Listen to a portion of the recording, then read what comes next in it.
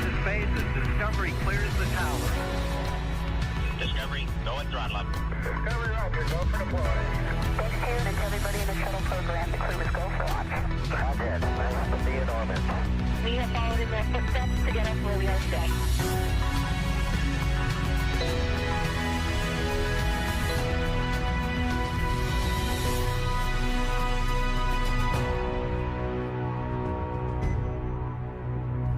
Good afternoon and welcome to our live coverage of the NASA SpaceX Crew-9 mission as it returns to Earth. Dragon Freedom departed the International Space Station at 1:05 a.m. Eastern.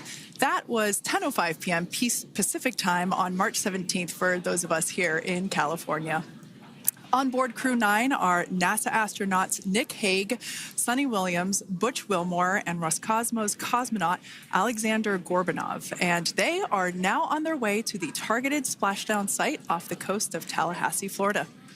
My name is Kate Tice, Senior Quality Systems Engineering Manager here at SpaceX. And joining me today from NASA Communications is Sandra Jones. Thanks, Kate. It's returning Crew-9 home. That's right. First, Dragon will maneuver to the correct attitude and jettison its trunk, which is the cylindrical, unpressurized lower part of the spacecraft. The trunk is currently connected to the aft or bottom section of Dragon, where the heat shield is located. But in order to expose that heat shield and get the vehicle ready for atmospheric reentry, we're going to jettison that trunk. From there, the spacecraft will use its forward thrusters to perform a deorbit burn, which will put Dragon on a trajectory to return to Earth. This burn will last about 7.5 minutes once it starts. The deorbit burn uses Draco thrusters on Dragon.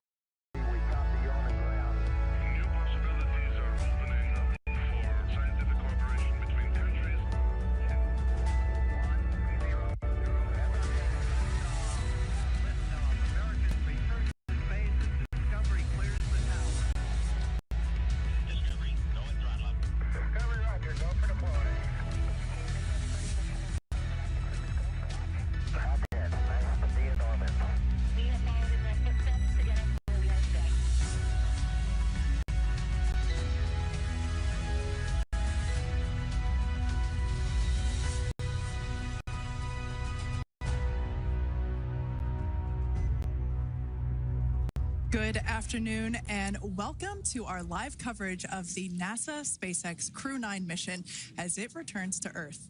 Dragon Freedom departed the International Space Station at 1:05 a.m. Eastern. That was 10:05 p.m. Pacific time on March 17th for those of us here in California.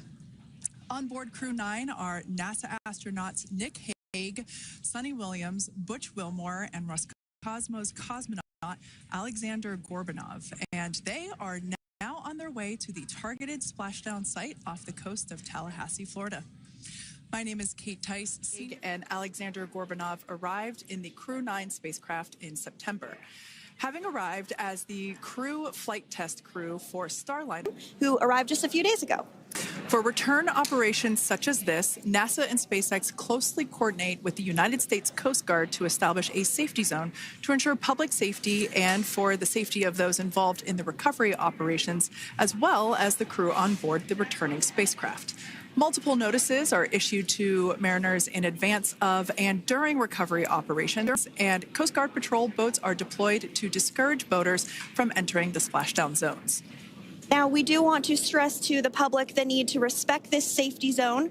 Recovering a spacecraft from the water is a hazardous task, and any other boats interfering increases risk to the astronauts in Dragon, the teams working to recover them from the water, and the safety of those that come too close. So for the safety of the crew and your safety, we recommend you sit back and watch as we'll be bringing you the best possible views of our astronauts' homecoming. And they will be the best views that you can get. So let's take a minute to meet our returning crew. U.S. Space Force Colonel Nick Hague is your Crew-9 commander. He was selected by NASA as an astronaut in 2013. This was his second spaceflight to the International Space Station and third launch overall. He spent 171 days in space with Crew-9 and has a career total of 374 days in space. During his mission, he completed a spacewalk with astronaut Sonny Williams. That was his fourth spacewalk, earning him a career total of 25 hours, 56 minutes of spacewalking time. Before Crew-9, Haig previously served as a crew member of Expedition 59 and 60 back in 2019. He flew with Alexei Ovchinin and NASA's Christina Koch. So this is his second time sharing the space station with Ovchinin. The Kansas native is a test pilot of a distinguished graduate of the United States Air Force Academy. Nick spent 5 months in Iraq in support of Operation Iraqi Freedom. He voluntarily transferred from the United States Air Force to U.S. Space Force in 2021 and is an active colonel. His wife, Katie, is a retired U.S. Air Force colonel, and they have 2 sons. NASA astronaut Sonny Williams is a mission specialist for Crew-9. This was her 3rd visit to the space station. She originally launched aboard Boeing Starliner spacecraft and arrived at the space station on June 6th. And it looks like we are beginning to get some views inside the spacecraft, overlooking the shoulders of the crew on board Dragon. We'll continue to bring you those views throughout the day and views throughout Splashdown this afternoon rather. But to jump back into a little bit more about Sonny, she became an Expedition 71-72 crew member, and she logged 286 days in space on this mission. But she actually has a total of 608 days in space, the second most time in space by a U.S. astronaut. Former NASA astronaut Peggy Whitson ranks first for the U.S. with 675 days in space. She conducted 2 spacewalks and has completed 9 over the course of her career for a total of 62 hours and 6 minutes of spacewalking time. She ranks 4th on the list of cumulative time spacewalking by a female astronaut. And she has flown on 4 different spacecraft types, including the Space Shuttle, Soyuz, Starliner, and now Dragon. Previously, she served on Expedition 14 and 15 in 2006 and 2007, and again with Expedition 32 and 33 in 2012. She's a retired U.S. Navy captain and is a proud graduate of the U.S. Naval Academy. NASA astronaut Butch Wilmore is also serving as a mission specialist today. This is his 3rd spaceflight and, just like Sonny, logged 286 days in space. He conducted 1 spacewalk and completed 5 over the course of his career, earning him a total spacewalking time of 21 hours, 2 minutes. He's flown on 4 different spacecraft types throughout his career: the Space Shuttle, Soyuz, Starliner, and now Dragon. Previously, the Mount Juliet, Tennessee native served on STS-129 in 2009 and Expedition 41 and 42 from 2014 to 2015. Wilmore is also a retired captain in the U.S. Navy. And Alexander Gorbanov is a 3rd mission specialist serving on today's mission. Crew-9 was his very first spaceflight to the space station, earning him a total of 171 days in space over the course of his career. Gorbanov, along with Nick Haig, saw the arrival of 4 visiting vehicles and saw the departure of 4 as well. The duo orbited the Earth more autonomously. First, it's isolating the thermal control system fluid loops from the radiator. This system is what will help keep the internal temperature of Dragon very comfortable for Nick, Sonny, Butch, and Alexander during the re-entry phase. Dragon is also initiating separation of the claw mechanism, which will terminate data, power, and fluid connections between the spacecraft and the trunk in preparation for that trunk separation that I mentioned earlier. Now, as we saw before, we are hoping to get more views inside of the Dragon capsule. We will bring those, of course. We want to see more of our 4 crew members. But now a bit more of the Dragon Freedom capsule. It has flown on several missions for NASA. It first launched April 27th, 2022. To the International Space Station on NASA's SpaceX Crew-9 mission. It was subsequently used for 2 private spaceflight missions to the space station for Axiom Space, Axiom Mission 2 in May 2023, and Axiom Mission 3 in January of 2024. And of course, Crew-9 launched last year, is September 28th. So yeah, a little bit about the Dragon Freedom capsule. Here, a view that we have once again between the shoulders of Commander Nick Hague, who is on the left-hand side of your screen there, and Mission Specialist Alexander Gorbanov there on the right. That's right, Kate. And the next major milestone that we're looking ahead towards this afternoon is claw separation. We're targeting that claw separation at 2:05 p.m. Pacific time this afternoon, so less than 10 minutes from now. Continuing to get some views inside Dragon Freedom. To the far left there is NASA astronaut Butch Wilmore. And as you can see, the crew is suited up in their space suits. They are suited up in what we call dynamic phases of flight. So when they launch, when they dock, when they undock, when they return back for splashdown. We might hear some call outs on the loops about putting their visors down. That will happen just prior to deorbit burn. And you'll hear us pause when some of those communications happen. That's because we want to make sure that we are relaying the best information to you all and so that you hear it as well.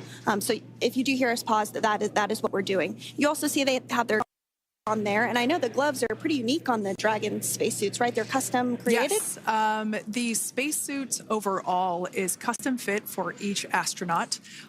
These gloves enable usage of the touchscreen panels that they have in front of them.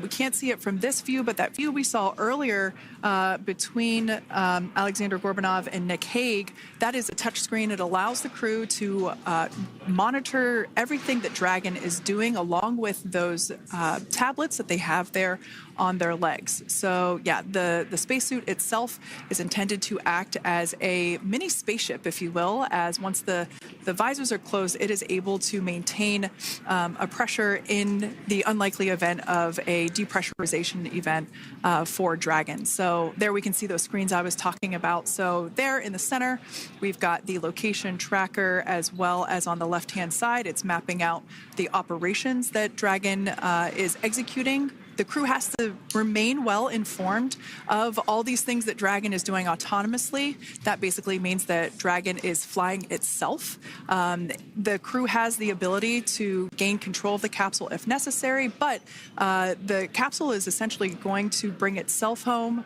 But of course, in order to be familiar with Freedom, SpaceX, deorbit sequence start in 5 minutes.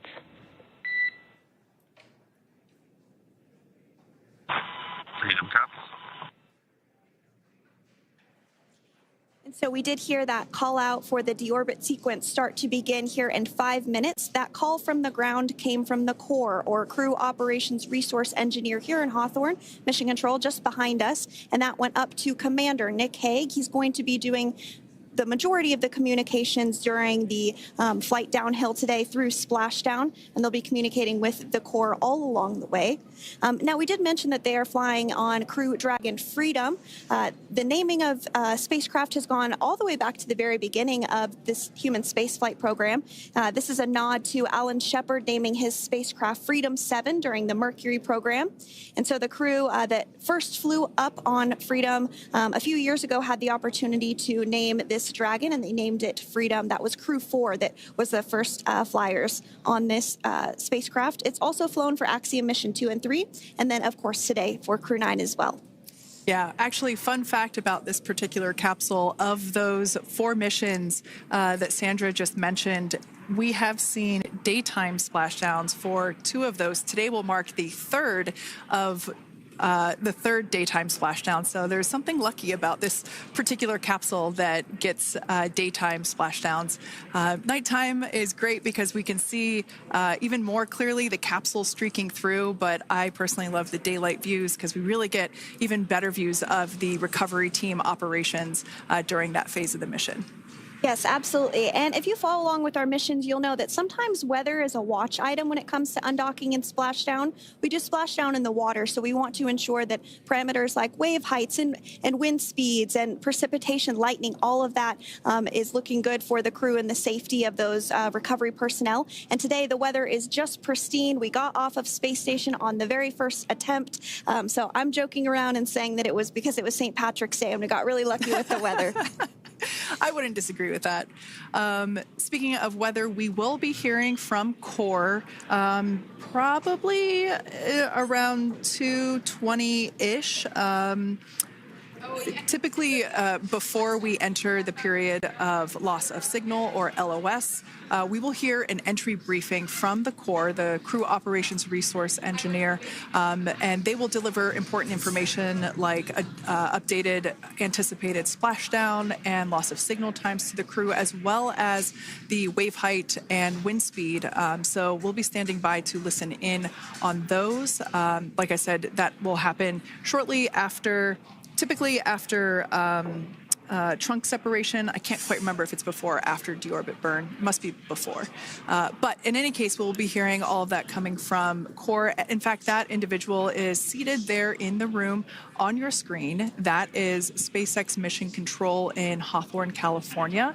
That room is located just over our shoulders, and that is where Dragon operators are standing by on console, monitoring the progress of Dragon as it continues its way home. It's been, at the point of splashdown, it'll be about 17 hours since Dragon undocked from the International Space Station. The team there in mission control, there are multiple teams, in fact, and they cycle through shifts to ensure that everybody gets the required rest and sleep periods, just like the astronauts on board. And that Crew Operations and Resource Engineer is seated there in the room, and that, like Sandra said, is the primary voice that we will be hearing communicate from the SpaceX team to the crew on board. That's right. And so it looks like we're about 3 minutes or so from the claw separation portion of today's flight. The claw is a portion on the spacecraft that holds the trunk to Dragon. Following claw separation, we're going to jettison or remove that trunk because it's no longer needed. The trunk has solar arrays on it that provides power to the Dragon spacecraft. But now that we're beginning the reentry process, we need to go ahead and jettison that trunk and able to expose the heat shield, which is really going to do the heavy lifting as Crew-9 re-enters the Earth's atmosphere. They come in at 17,500 miles per hour, so they really need to ensure that that heat shield absorbs that heat, and there's... Deorbit sequence start.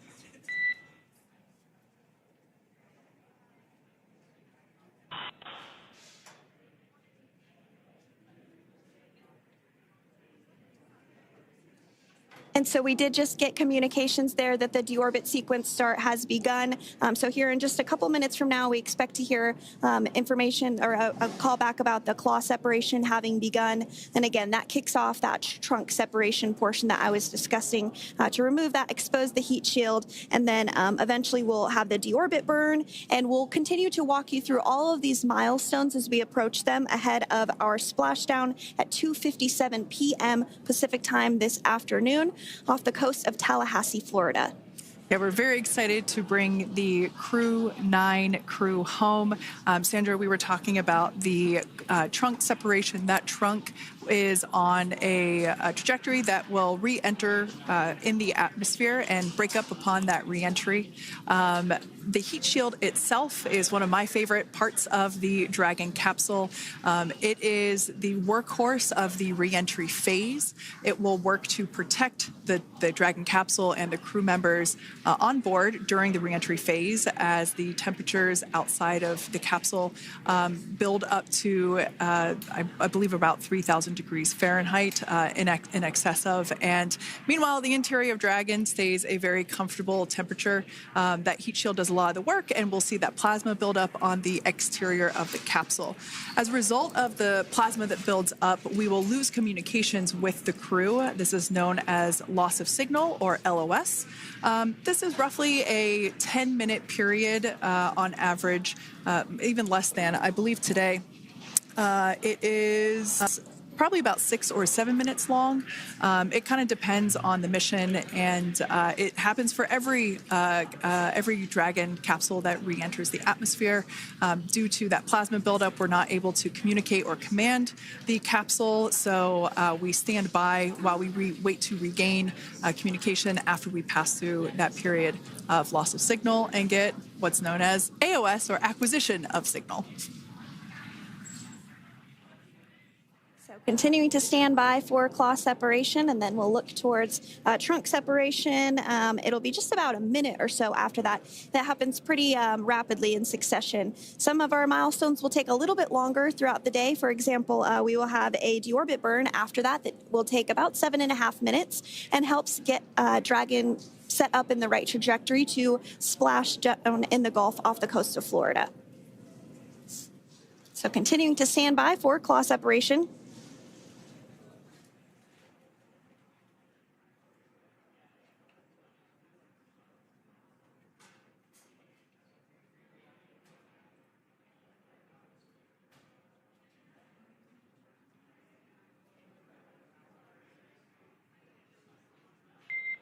Nominal trunk jettison. All right. Freedom copies. Great news there. That trunk has been jettisoned from the Dragon capsule. So the claw was separated. That's the mechanism that connects the telemetry and power between the Dragon capsule and the trunk. In order to expose the heat shield underneath Dragon, we had to jettison that trunk, and so we just got confirmation that that has happened. So that is great news. Basically means that telemetry is looking good and that the nitrox system is primed for cabin and suit cooling, and the heat shield, like I said, is now exposed and ready for atmospheric reentry. The trunk served its purpose by gathering energy from the sun through its solar cells and converting that to battery power. Since we separated the trunk, we can't generate any more new power, but we really don't need to since we're coming home and Dragon has enough battery power already stored. Now, up next, the final steps that Dragon will perform prior to reentry: the slew, or the maneuver to deorbit burn attitude, and then the deorbit burn itself.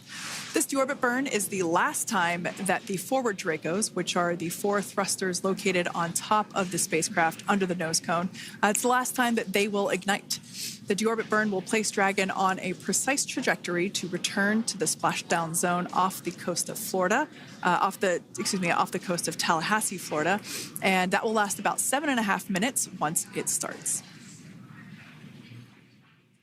And so deorbit burn is targeted for 2:11 p.m. Central Time, so about 2 minutes from now. As we mentioned, it's going to last about 7.5 minutes, again, helping to get Dragon into the precise trajectory to ensure that splashdown occurs in the area that was calculated and where the recovery team is already in place, ready to support splashdown operations today. The recovery vessel Megan is the ship that is going to be utilized today, and we also have what is called fast boats that go out first to check the spacecraft and make sure everything is looking good before the recovery vessel Megan approaches. So that whole recovery process takes about an hour, I would say, from the time the crew splashes down to the time they're on the boat and the crew gets out of the capsule. And we'll continue to bring you live coverage through every step of the way today as Crew-9 returns home. Indeed. Now, let's take a little bit of a closer look at Dragon. One of the great things about being close to the space station is that we can use space station cameras to look at Dragon. But now that Dragon is on its way home, we don't have those external cameras. So here's an animation of what the capsule looks like. We've got the pressurized section, the capsule on the top, and the trunk, or the unpressurized section, on the bottom. That's where those solar panels that we manufacture in-house are located, soaking up the energy from the sun and turning it into power for the capsule. At the very top of the capsule is the nose cone. That is where the Dracos, the forward Dracos, are located. That nose cone is currently open, not closed like we saw in that animation. Once we get through the final maneuverings for the re-entry phase, we will close the nose cone capsule just before Dragon begins its atmospheric entry to protect that forward hatch there located along with those forward Dracos. So go ahead. That's right. I was going to mention that the nose cone does open shortly after launch, and it remains open the entire time that Dragon is docked to the International Space Station. So as an example for this particular spacecraft, Freedom, since September when it docked to the International Space Station, remains open that entire time, and here shortly it will close for the very first time since September. So quick recap of what Dragon has done in recent history here. We basically began preparations for re-entry known as the deorbit sequence. So Dragon released the trunk. As we said before, we separated the claw, we released the trunk. It next will slew to the deorbit burn attitude. Slew basically meaning maneuver, so it will position itself correctly to execute that deorbit burn. We want the heat shield side to be facing forward, or first, if you will. We want that to be the leading edge of the Dragon capsule, as that heat shield is meant to basically be an ablative material for the heat that it will incur. Once we complete that deorbit burn attitude slew, we will initiate the deorbit burn itself. That will last for several minutes, expecting that to be to start here any moment now, actually, and then it will go until about 2:18 p.m. Pacific time or 5:18 p.m. Eastern time. And I did hear confirmation that deorbit burn is underway. As we mentioned, it's about a 7.5-minute burn. So within the last 10 minutes, Dragon has jettisoned its trunk and initiated the deorbit burn just seconds ago. As mentioned earlier, for those operations, NASA and SpaceX closely coordinate with the United States Coast Guard to establish a safety zone to ensure public safety and for the safety of those involved in the recovery operations, as well as the crew on board the returning spacecraft. Multiple notices are issued to the mariners in advance of and during recovery operations, and Coast Guard patrol boats are deployed to discourage boaters from entering the splashdown zones. So we do want to stress to the public the need to respect this safety zone. Recovering a spacecraft from the water is a hazardous operation, and any other boats interfering increases the risk to not only the astronauts in Dragon, but the teams working to recover them from the water and the safety of those that may come too close. So for the safety of the crew, which you see there on your screen, your safety, we recommend you sit back and watch as we'll continue to bring you the best possible views of our astronauts' homecoming. Yeah, as I mentioned earlier, this deorbit burn is the last time that we will utilize our 4 forward Draco thrusters. Forward basically meaning at the top of the Dragon capsule. Dragon Freedom has not yet entered the Earth's atmosphere. This deorbit burn is what will line the vehicle up and put it on its final trajectory to the landing site right off the coast of Tallahassee, Florida. So basically, it is the last burn that the Dragon spacecraft executes and is what really locks it in for that precise landing. As you can see on your screen right now, Nick, Sunny, Butch, and Alexander are using their screens to keep tabs on the burn duration, the Draco firings, and trajectory details such as entry angle, spacecraft perigee, and how much distance remains until deorbit burn termination. As I mentioned earlier, Dragon is flying itself. So all the crew has to do is stay strapped into their seats and keep tabs on things. Although I must say, if I had one of those window seats, it would be pretty difficult to restrain myself. Now, with Nick, Sunny, Butch, and Alexander ready to deorbit and splash down back on Earth, they will be heading to one of 8 targeted sites supported by SpaceX and NASA. All of these sites are located off the coast of Florida, either in the Gulf of America or the Atlantic Ocean. Spreading the supported sites across multiple locations helps maximize the return opportunities for this mission and future crews, lowering the chance that we'll have to wave off due to bad weather. For those of you following along, you'll know that today's splashdown marks our final Dragon recovery on the East Coast. After 6 great years of successful recovery operations off the East Coast, we'll be moving all Dragon recovery operations back to the West Coast. And as always, NASA and SpaceX jointly select our splashdown location. And for today, the prime recovery site is off the coast of Tallahassee, Florida. The selection process works with a lot of different variables, including the space station's orbital trajectory or path that it follows, what landing sites are available and have favorable weather, how much free flight capability Dragon has for the trip home, and the sleep schedules for the returning crew members, as well as, of course, the big one, the weather. We'll start with calculating daily return options based off of the space station's current orbit and Dragon's capabilities to maneuver and line up for re-entry.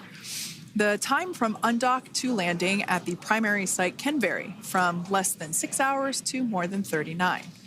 Getting home the quickest comes with some obvious benefits, but we always have to make sure the crew is properly rested for dynamic operations, preventing us from scheduling 20-plus hour days for them, of course. Trajectory and ballistic experts provide the daily opportunities that would line up Dragon with the 7 landing zones and split them into what we call ascending and descending opportunities. Dragon uses its Draco thrusters after leaving station to execute a series of altitude-lowering maneuvers and to line up with the selected primary site. It can also change to different alternative sites while in a free flight if sudden weather moves in that we may need to avoid. So, as we mentioned, weather is something we're constantly looking at, making the final call to proceed about 2.5 hours before the crew undocks. So for the Crew-9 return, we looked at a number of weather items. Some of the obvious ones are no rain or a chance of lightning in the recovery zone, both for the safety of the crew inside Dragon and the recovery teams in the water.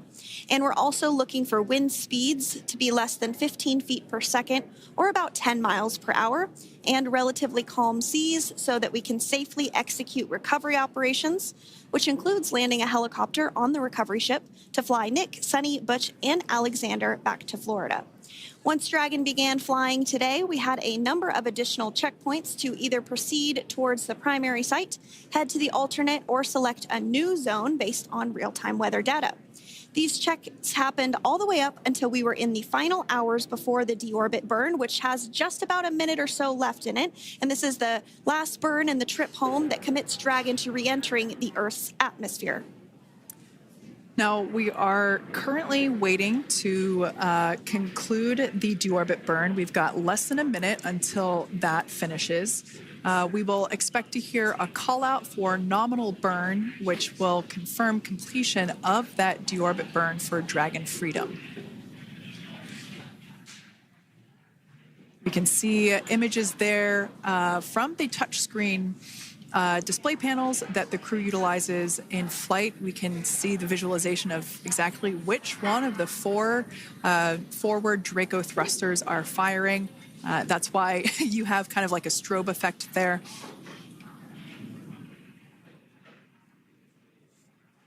And if you're just joining us, you are looking at live views of the Dragon Freedom. On your left is Commander of Crew-9, Nick Hague. To his right is Roscosmos cosmonaut Alexander Grabenkin. And also in Gorbanov, that is Alexander Gorbanov. And then also in the capsule today is NASA astronauts Sunny Williams and Butch Wilmore.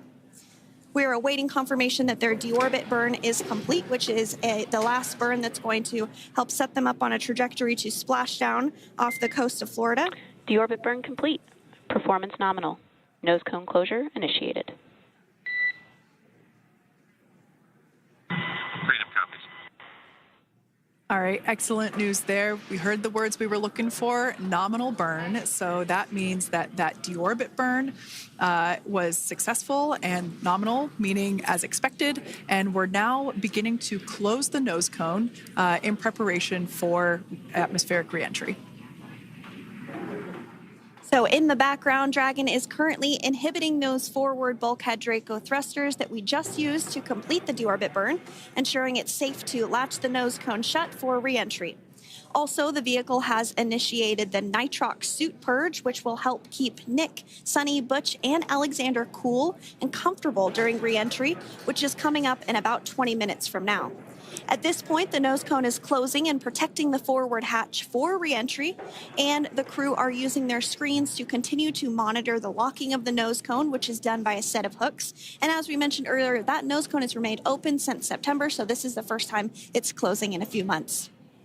Yeah, that's absolutely right. Now, we will be expecting, as I mentioned before, an entry brief from SpaceX Core. Again, that's the crew operations resource engineer who is seated in that room that you see there on your screen. That entry brief will provide updated times for anticipated splashdown as well as the loss of signal or period of LOS. And that briefing will also give us information such as wind speed and wave height at the expected splashdown location. But all in all, everything has been great today. All events have been executed on time as expected, and we are looking forward to a splashdown of the Crew-9 crew at about 5:57 p.m. Eastern Time or 2:57 p.m. Pacific Time. Between now and then, things are going to start moving quite quickly. In fact, if anything, this will have seemed like the slower part of the reentry phase. We're going to go through, like I said, that period of loss of signal, or LOS.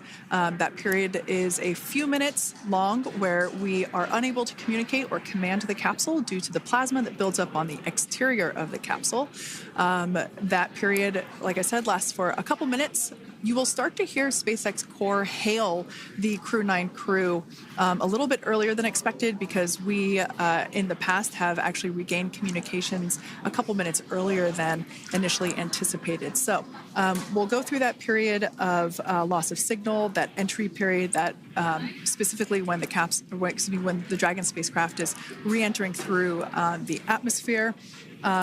Approximately at about 18,000 feet, when the capsule is traveling at 350 miles per hour, we will see our first views of parachutes for the day. It's one of my favorite moments of return sequences, is when we get to see the drogue parachutes. We'll see the drogues come out. Those drogues will help slow the vehicle down to about 119 miles per hour. And then that is when the main parachutes will come out from the Dragon spacecraft, and then ultimately end in splashdown. And we are hearing confirmation that the nose cone is closed and everything was nominal or as expected with that closure. So as we begin the second half of entry, Dragon is now beginning to inject cooled nitrox into the air being delivered to the spacesuits worn by Nick, Sunny, Butch, and Alexander. Again, this is what will allow the crew to remain comfortable while external temperatures reach 3,500 degrees Fahrenheit as they re-enter the Earth's atmosphere. So the heat shield is pointing forward, leading Dragon to the landing site. Yeah. Now, speaking of the heat shield, Dragon's primary heat shield is comprised of PICA 3.0, which stands for Phenolic Impregnated Carbon Ablator. The first-gen PICA was initially developed by NASA for studying and sampling comets within our solar system. SpaceX partnered with NASA to develop PICA X, which was the second-generation product used on all Dragon 1 cargo resupply service missions that resupplied the International Space Station on 20 missions.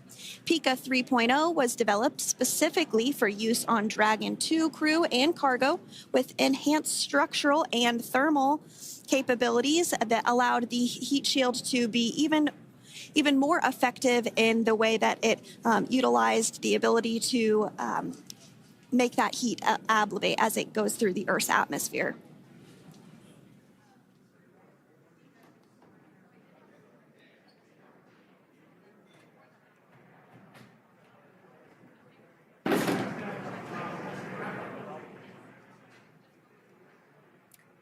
The remainder of Dragon is composed primarily of a SpaceX proprietary ablative material. It's another class of thermal protection which is lighter weight versus PICA and protects the underlying composite structure during reentry to ensure the structural capabilities are maintained. While Dragon will experience temperatures well over 3,000 degrees during peak reentry conditions, the characteristics of the thermal protection system, coupled with the environmental control and life support system in the pressurized interior, will ensure that Nick, Sunny, Butch, and Alexander stay cool and comfortable during all phases of reentry through splashdown. Now, if you've just recently joined us, we hope to regain views of our crew members inside Dragon Freedom, but we don't have those available at the moment due to ground station coverage. So we will bring those back to you as soon as we can.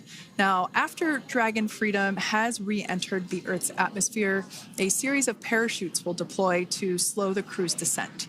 First will be the 2 drogue parachutes, followed by the 4 main parachutes, and those will guide Dragon to its first contact with Earth since it launched back in September. Dragon will automatically deploy these parachutes when different pressure and positioning sensors on the spacecraft detect that they're at the right speed and altitude. Vehicle velocity at drogue deploy is approximately 350 miles per hour, and they deploy at about 18,000 feet.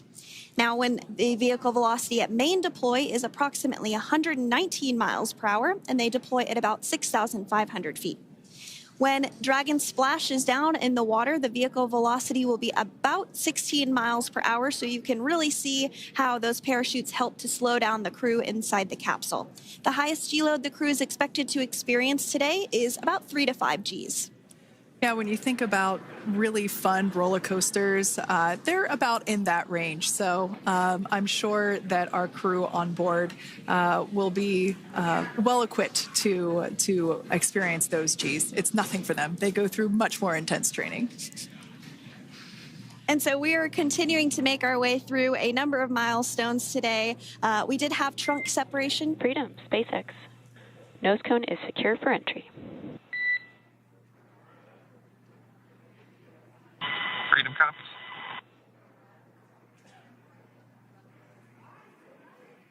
All right, great news there. That tells us that the final physical configuration change for Dragon is complete. We have closed that nose cone. This is the last physical change that Dragon undergoes prior to re-entering the Earth's atmosphere.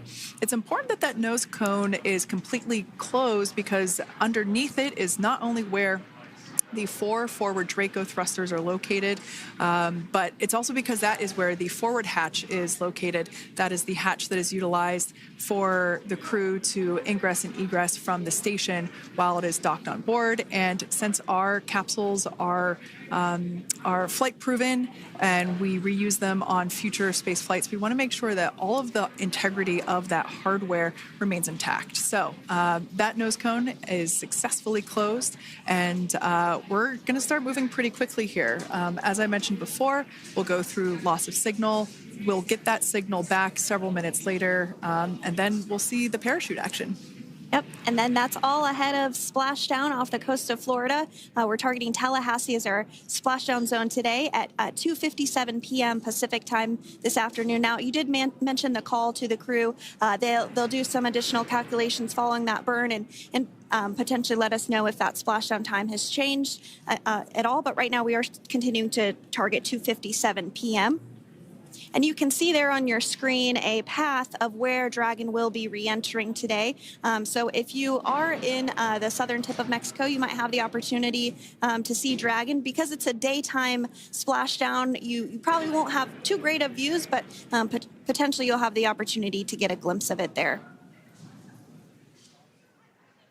Once again, Dragon operators, they're monitoring the progress of Dragon through this re-entry phase.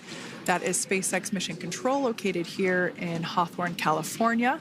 That is also where the crew operations and resource engineer is seated.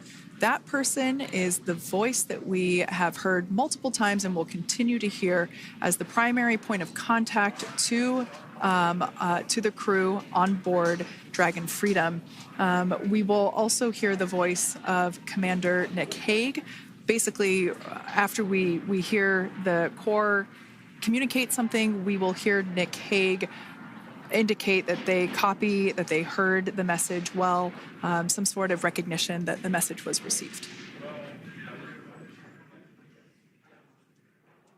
And if you joined us yesterday for our coverage during the undocking, we were communicating through something that's called a big loop. We do that when we're in integrated operations with the International Freedom, SpaceX, for entry sequence. Report when ready to copy.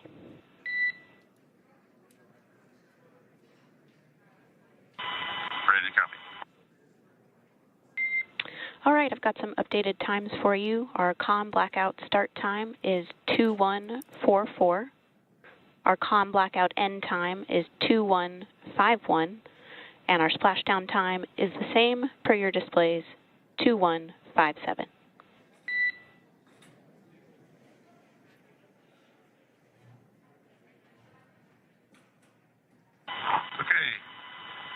And com blackout start 2144, stop 2151, splashdown per display. That's a good readback. And with that, please report when tablets are secured behind the elastic bands, restraints are tight, and visors are down. And copy, Wilco.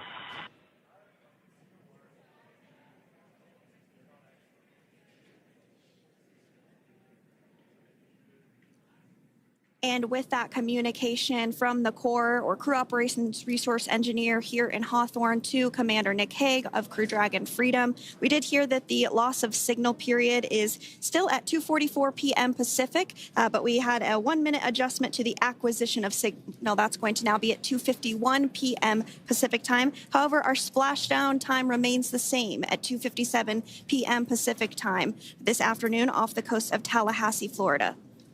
So all good news there as Dragon continues to make its way home with the Crew-9 crew.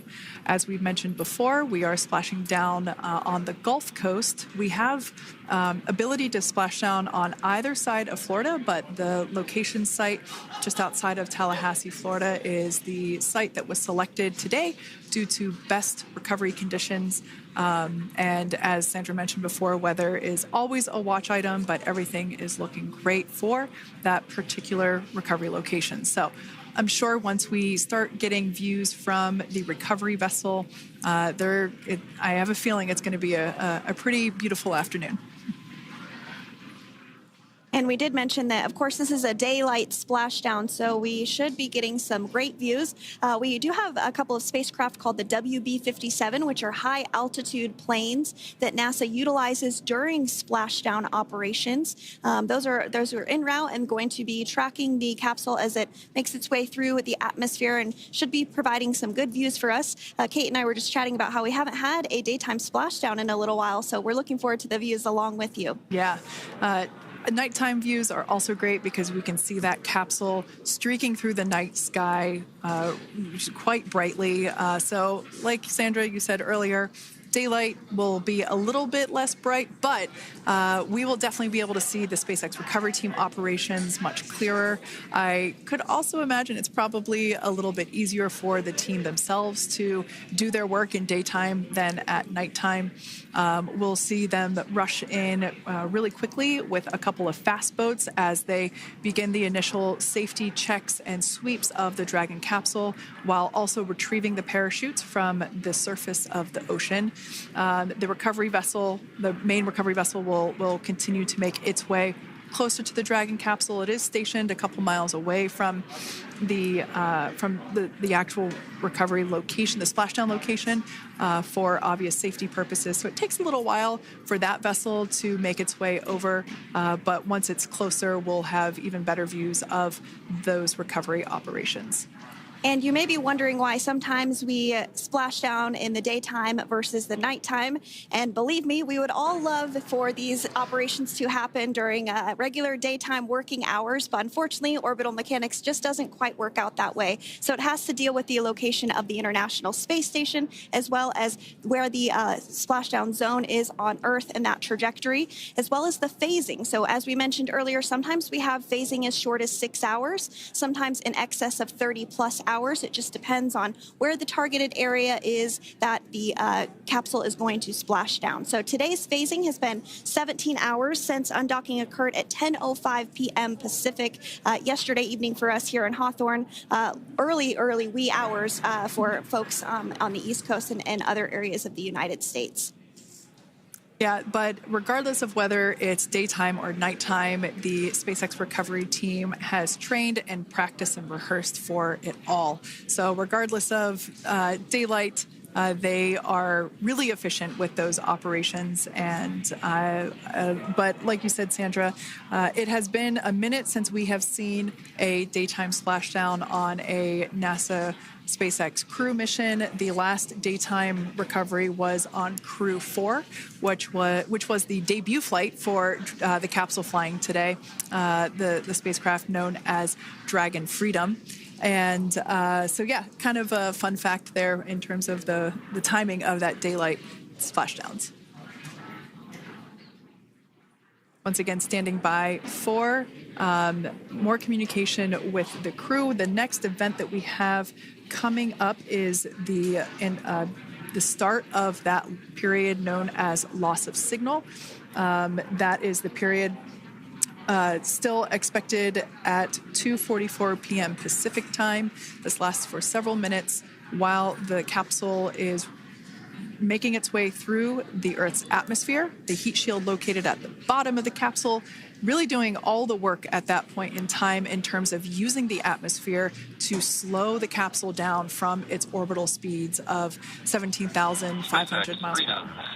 Our tablets are secure, restraints are tightened, visors down. We are configured for entry. Freedom, I copied. Tablets are secured, restraints are tight, and visors down.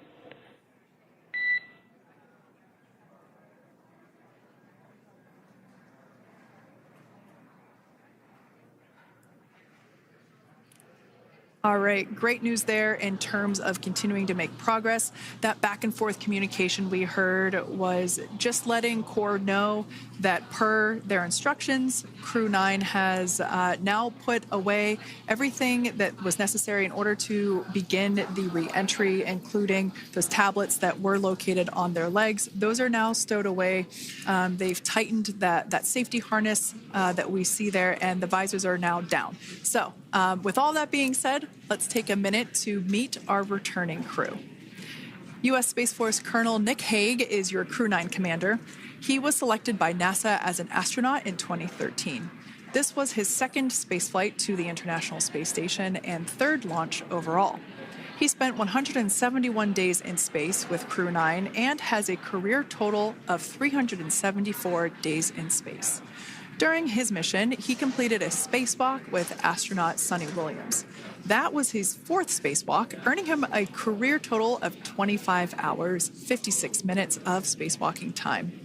Before Crew-9, Hague previously served as a crew member of Expedition 59 and 60 back in 2019. He flew with Alexei Ovchinin and NASA's Christina Cook. So this is his second time sharing the space station with Ovchinin. The Kansas native is a test pilot and distinguished graduate of the United States Air Force Academy. Nick spent 5 months in Iraq in support of Operation Iraqi Freedom. He voluntarily transferred from the United States Air Force to U.S. Space Force in 2021 and is an active colonel. His wife, Katie, is a retired U.S. Air Force colonel, and they have 2 sons. NASA astronaut Suni Williams is a mission specialist for Crew-9. This was her third visit to the International Space Station. She originally launched aboard Boeing Starliner spacecraft and arrived at the space station on June 6th. Following the agency's decision to return Starliner uncrewed, she became an Expedition 71 and 72 crew member, where she logged 286 days in space on this mission. But Suni has a total of 608 days in space, the second most time in space by a U.S. astronaut. 5 minutes until predicted comm blackout. We'll see you on the other side at 21:51.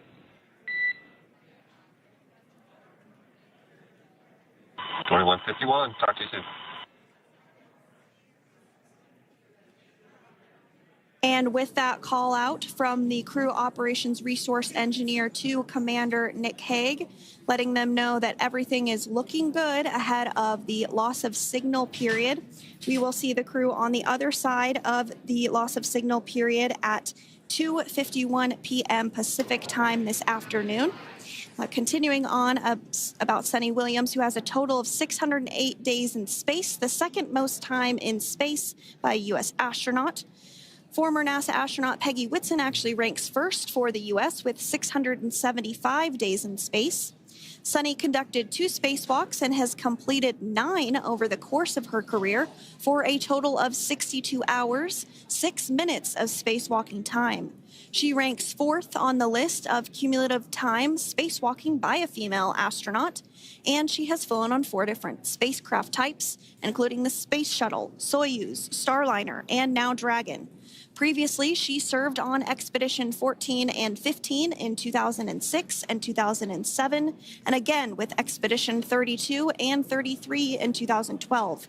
She's a retired U.S. Navy captain and is a proud graduate of the U.S. Naval Academy and was the first astronaut to run a marathon in space.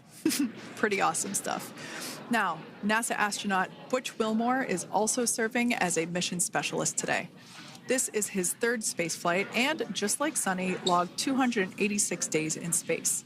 He conducted 1 spacewalk and completed 5 over the course of his career, earning him a total spacewalking time of 21 hours and 2 minutes. He's flown on 4 different spacecraft types throughout his career: the Space Shuttle, Soyuz, Starliner, and now Dragon. Previously, the Mount Juliet, Tennessee native served on STS-129 in 2009 and Expedition 41 and 42 from 2014 to 2015. Wilmore is also a retired captain in the U.S. Navy.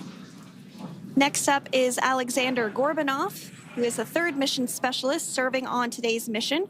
Crew-9 was his first space flight to the space station, earning him a total of 171 days in space over the course of his career. Gorbanov, along with Nick Hague, saw the arrival of 4 visiting vehicles and saw the departure of 4 as well. The duo orbited the Earth more than 2,700 times since September. Before his cosmonaut selection in 2018, Gorbanov worked as an engineer for a rocket space corporation and helped support cargo spacecraft launches from the Baikonur Cosmodrome in Kazakhstan.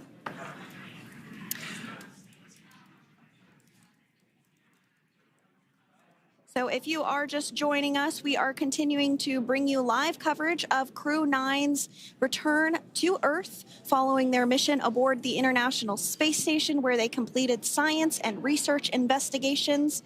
We are targeting splashdown off the coast of Florida at 2:57 p.m. Pacific time. The next major milestone that we'll look ahead towards is what we call loss of signal, or LOS, when we won't have communications with the crew because they will be re-entering the Earth's atmosphere. And during this process, there is plasma that builds up around that heat shield, so we are not able to communicate with the crew, but we are anticipating to regain communications with the crew at a short time from now at 2:51 p.m. Pacific time today. As we said before, everything continues to look good for the return of the Crew-9 team.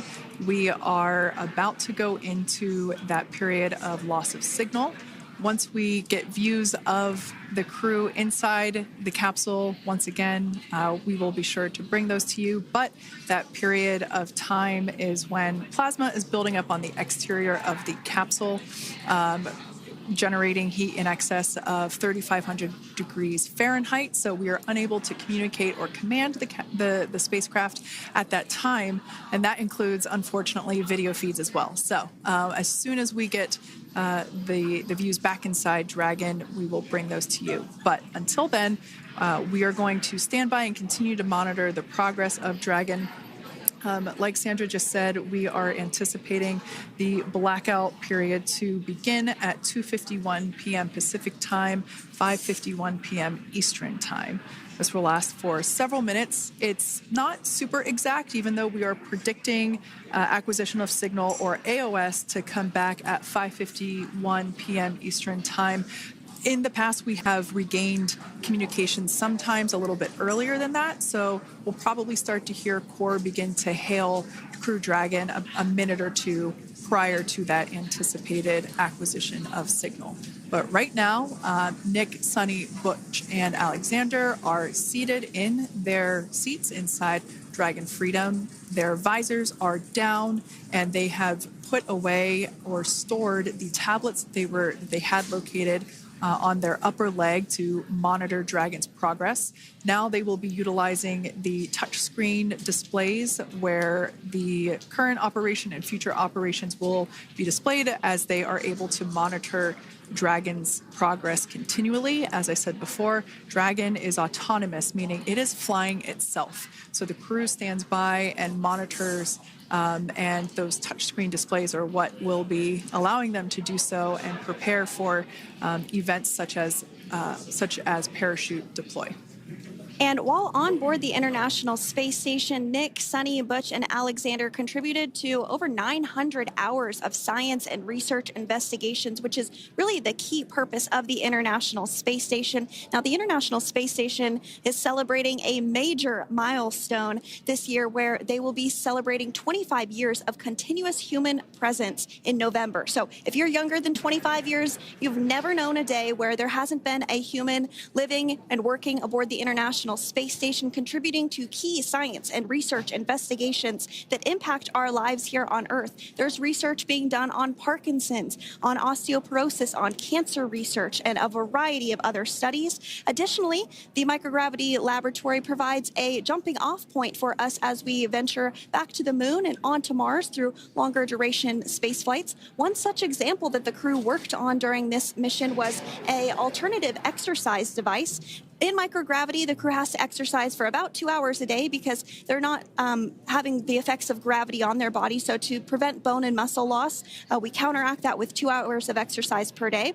On board the International Space Station, they have 3 ways in which they can exercise. They have a bike, they have a treadmill, and they have a similar to a weightlifting machine that counteracts the microgravity environment. But a particular experiment that this crew tested out was a combination of all 3 of those in one smaller device. And this is really critical as we continue on to the moon, Mars, and beyond, because space is really important in spacecraft. So if we have something smaller that the crew might be able to utilize, that can potentially help us venture out even further into the solar system. So science is really the name of the game when it comes to the International Space Station. Some of the other science highlights that took place during this increment that are particularly interesting to me was we had the first wooden satellite that was deployed. This is a study to see if other materials might be more resourceful or renewable in space. So I'm really excited to see the results of that one as well. Additionally, we had a couple of spacewalks that took place to not only provide maintenance to the International Space Station, but also where we swabbed the outside of the space station near vents to see if any microbes that we all have microbes on us, to see if any of those could survive in the harsh environment of space, which again is very important for us to know and understand as we continue to the moon, Mars, and beyond. Very exciting stuff. Now, at this point, we have now entered the communications blackout period for the Dragon spacecraft. This lasts approximately 7 minutes due to plasma formation around the spacecraft itself. During this time, no vehicle telemetry is received by mission control or the recovery team, and no external commanding of the vehicle or voice communication is possible. But as a reminder, Dragon is designed to fly itself. During re-entry, the vehicle will be slowing down from orbital velocity, which is approximately 17,500 miles per hour. The top temperature that Dragon will experience upon re-entry is 3,500 degrees Fahrenheit. This blackout period, as I said before, we expect it to last about 7 minutes today, concluding at 5:51 p.m. Eastern Time or 2:51 p.m. Pacific Time. We right there have our first view of Dragon Freedom coming home to Earth. And that view is from the WB-57, which is one of NASA's high-altitude planes that is tracking. Now, because of the way that this camera is configured, it does look like it is dark, but it is indeed daytime, and you're beginning to see that plasma trail as Dragon re-enters the Earth's atmosphere. All of that is expected. We are anticipating an acquisition of signal around 2:51 p.m. Pacific Time, so just minutes from now, and you may hear the core begin to hail out or call Dragon for communications and see if we can potentially get communications with them a little bit earlier. Following this, we'll have 2 events in rapid succession. We'll have the drogue parachutes deploy at 2:53 p.m. Pacific, followed by the mains just 1 minute later at 2:54 p.m. Pacific Time, ahead of a splashdown at 2:57 p.m. Pacific Time off the coast of Tallahassee, Florida.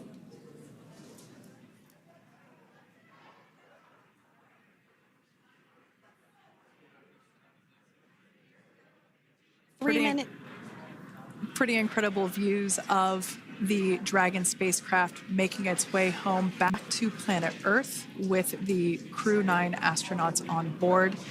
Once again, this view is coming from the WB-57 plane. That heat shield we can see doing magnificent work as it works to... Freedom, SpaceX, ComCheck.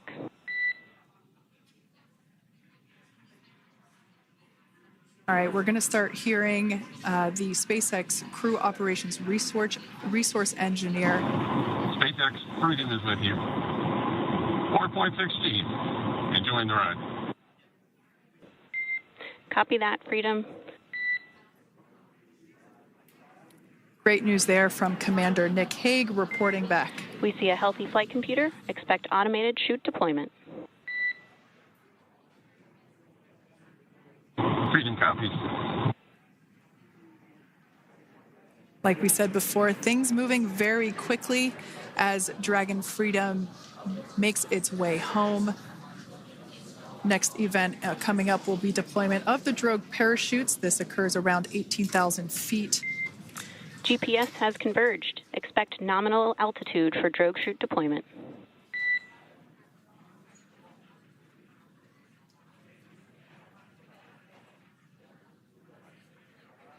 We're about 2 minutes away from deployment of those drogue parachutes. Now the heat shield is continuing to work to slow the vehicle down. That entry period, the Dragon spacecraft went from orbital velocity about 17,500 miles per hour down to about 350 miles per hour. So that really gives you a sense of why that plasma builds up on the exterior of the capsule, thanks to the heat shield and the work that it does. Those drogue parachutes will slow it down from 350 to about 119 miles per hour. We can see 15 kilometers. Brace for drogue window. We can see seat rotation happening inside the capsule. Great to get those first views of our crew members. Once again, the capsules are going about 350 miles per hour when the drogues are deployed. Those drogue parachutes that we manufacture here in-house are going to slow the spacecraft down to 119 miles per hour. And that is when we will see the main parachutes deploy, and that occurs about 6,000 feet above the ocean's surface. And we are expecting drogue deployment at 2:53 p.m. Pacific, so we should see it any second now. And there you are getting a great view of Crew-9 inside Dragon Freedom as it returns back to Earth. We are awaiting the drogue deploys. This view coming from the WB-57 high-altitude plane. And there you see it on your screen, drogue deployment. Drogue descent rate nominal. You can hear the crowd here. Visual on 2 healthy drogues. The crowd here very excited as Dragon Freedom continues to make its way back to planet Earth.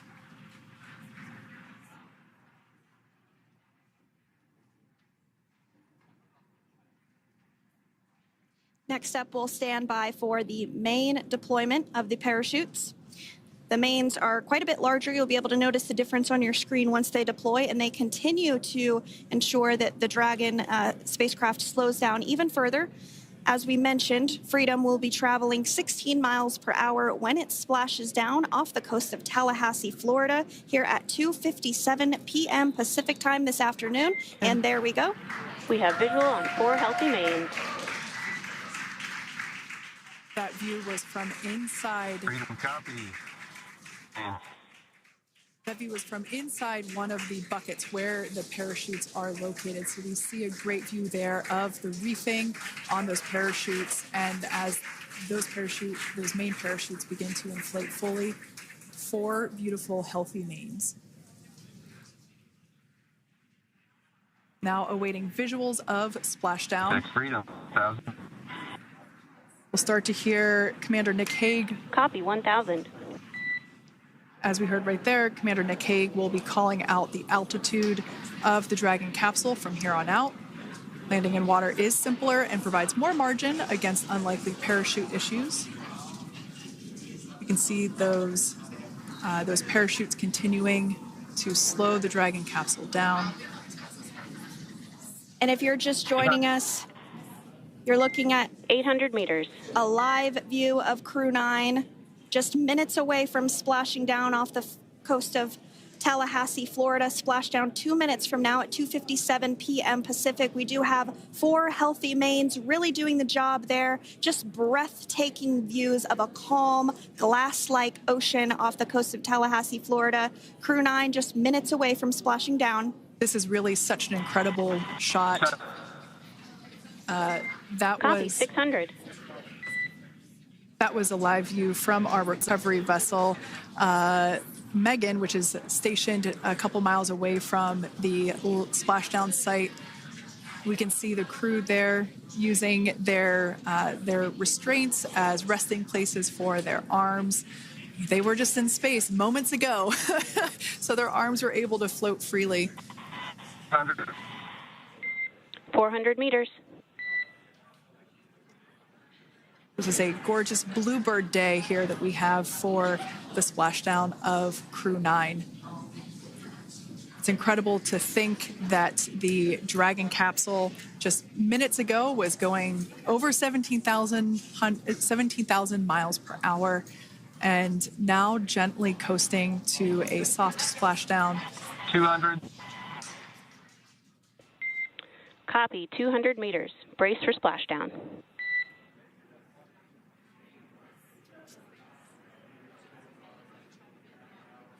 As you can see there on your screen, continuing to monitor progress of the Dragon spacecraft. And we're going to stand by for splashdown located in the Gulf of America off the coast of Tallahassee, Florida.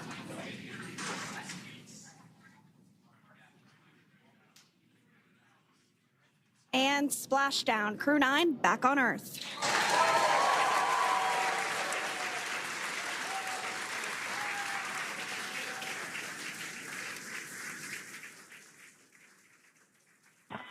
And SpaceX Freedom, splashdown.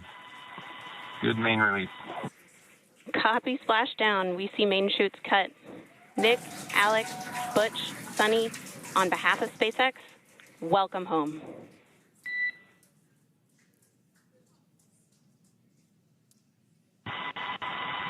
It is an amazing, what a ride. I see a capsule full of grins ear to ear.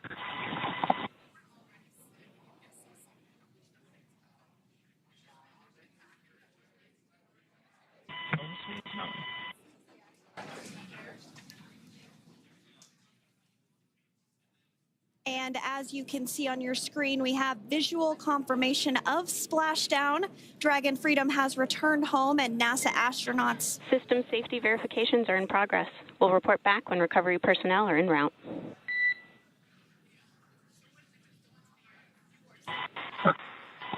Understand. And, we're in section 2, 4.800 landing response. And looking for your word on if it is necessary.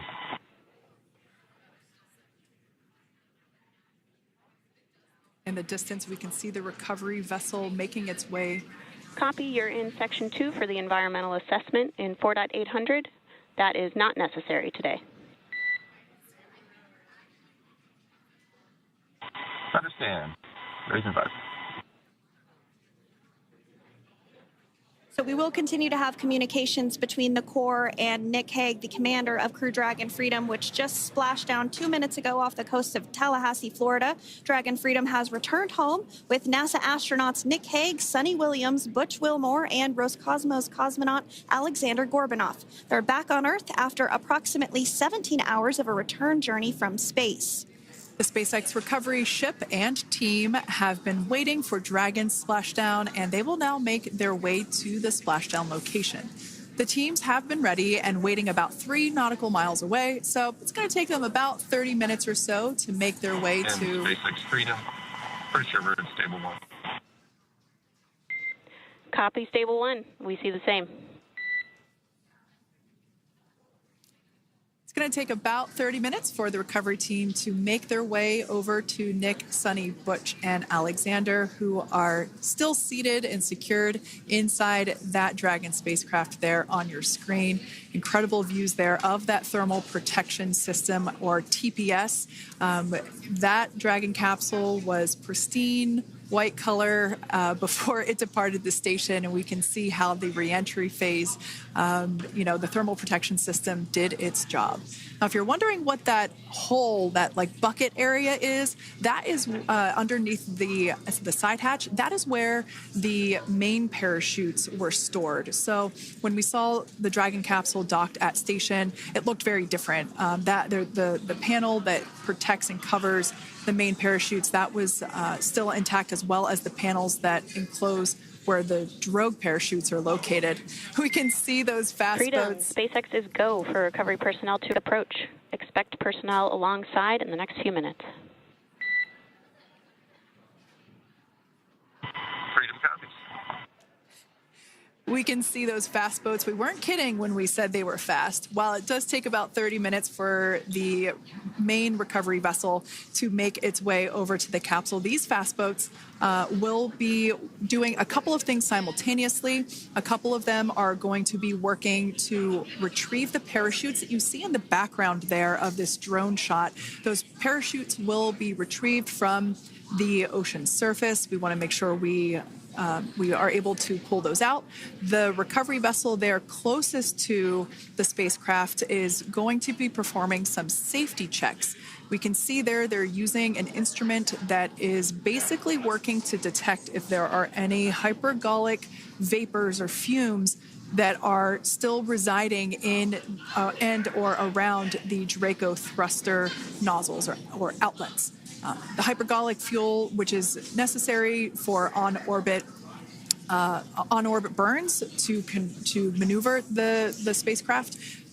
Unfortunately, those hypergolics are unable to be breathed. They are toxic, and so this team here is doing those initial safety checks to make sure that it is safe for the rest of the recovery team to approach the spacecraft. They're also checking to make sure that any residuals from the pyros are safe and are not going to cause any issues. We can see the team working their way around the spacecraft to do these these sniff tests on all of those Draco thrusters. And as we continue to await the recovery of our Dragon spacecraft with NASA astronauts Nick Hague, Sunny Williams, Butch Wilmore, and Roscosmos cosmonaut Alexander Gorbanov inside, Dragon has autonomously completed several steps to safe itself following splashdown. We are continuing to see Dragon in what is known as Stable 1 configuration. That's kind of the ideal configuration following splashdown. It's upright, and the Dragon capsule's in the right configuration for it to be hoisted into the recovery vessel Megan, which you do see a little ways off in your screen approaching. Dragon will continue to remain live on air with you through that recovery process, all the way through the point where the crew is extracted from the Dragon spacecraft. Now, if you are just joining us, the mission has gone smoothly so far. Dragon successfully splashed down off the coast of Tallahassee, Florida at 2:57 p.m. Pacific, 5:57 p.m. Eastern Time this afternoon. Approximately 17 hours prior to splashdown, Dragon autonomously undocked from the International Space Station, completed a series of departure burns, jettisoned its trunk section, and performed its final burn, the deorbit burn. This placed the Dragon spacecraft on a trajectory toward Tallahassee, Florida. Dragon successfully re-entered the Earth's atmosphere, followed by deployment of its parachutes to slow the spacecraft down to a gentle splashdown. We're now going to follow the Freedom. Hypergol sweeps and unfired ordnance checks are nominal. Rigging is in progress. Approximately 25 minutes until capsule lift.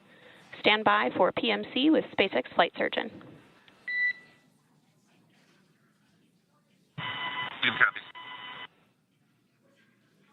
And so what we did just hear there was communications that those hypergol checks were complete.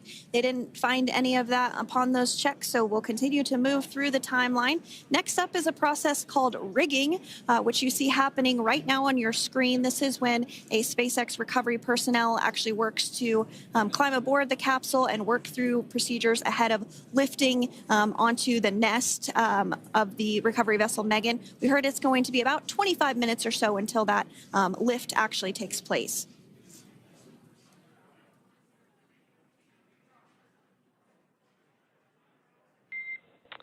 Okay, Freedom, the next call will be from the SpaceX flight surgeon on Dragon to Ground Private. Understand. Thank you. Callouts there indicating that the crew will have the opportunity to do a quick check-in with the SpaceX flight surgeon. This is standard procedure for every Dragon spacecraft when it returns to Earth. It's just an initial check-in, make sure everybody is doing okay. They will also have another check-in with the flight surgeon once they are on board that recovery vessel that you see there in the background. We can now see that SpaceX recovery team member they're on top of the Dragon spacecraft. They are going to be working to install plugs in the Draco thrusters to ensure that none of those, and to ensure that no more hypergolic fumes or vapors come out from the spacecraft. They'll also place harnessing around the spacecraft that are required in order to lift it out of the water. Go ahead, Sandra. Continuing to get some views of the recovery personnel, both the main recovery vessel Megan, as well as some of those fast boats that we've discussed previously. It looks like just a beautiful day there out off the coast of Tallahassee, Florida. Weather was pristine. We were able to get undocked from the International Space Station as expected at 10:05 p.m. Pacific time yesterday evening, and Crew Dragon has since completed steps ahead of its splashdown at 2:57 p.m. Pacific, and we're now stepping through procedures to get Dragon hoisted up onto the Megan recovery vessel and get the crew extracted out of the spacecraft. And you did see some of the parachutes that were near the spacecraft. Upon detection of landing, Dragon automatically releases those main parachutes to prevent wind from pulling the spacecraft. Dragon then automatically safes any pyrotechnics that may still be present on the vehicle and may automatically perform additional minor system reconfigurations. The astronauts will remain seated and in their suits at this point, but the onboard air conditioning keeps things temperature controlled inside the spacecraft so the crew remains comfortable, and the communication systems... Freedom, SpaceX, comm check. SpaceX, this is Freedom. We have loud and clear. Copy that, Freedom. Have you loud and clear as well, and Dragon to Ground is no longer private. Understand, thank you. As we saw there on the screen, we have a couple of fast boats in the recovery fleet that have quickly moved into the splashdown location.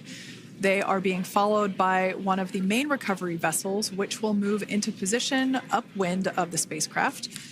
The two fast boats have very specific roles. Excuse me. The first approach is focused on immediate safety inspection, as we saw. They do this for spacecraft integrity and checking for any presence of those hypergolic propellant vapors. And this ensures that it is safe for the recovery vessel to approach Dragon. Once Dragon is cleared for full approach, as we heard is the case today, the team begins rigging the spacecraft for water recovery by the recovery ship.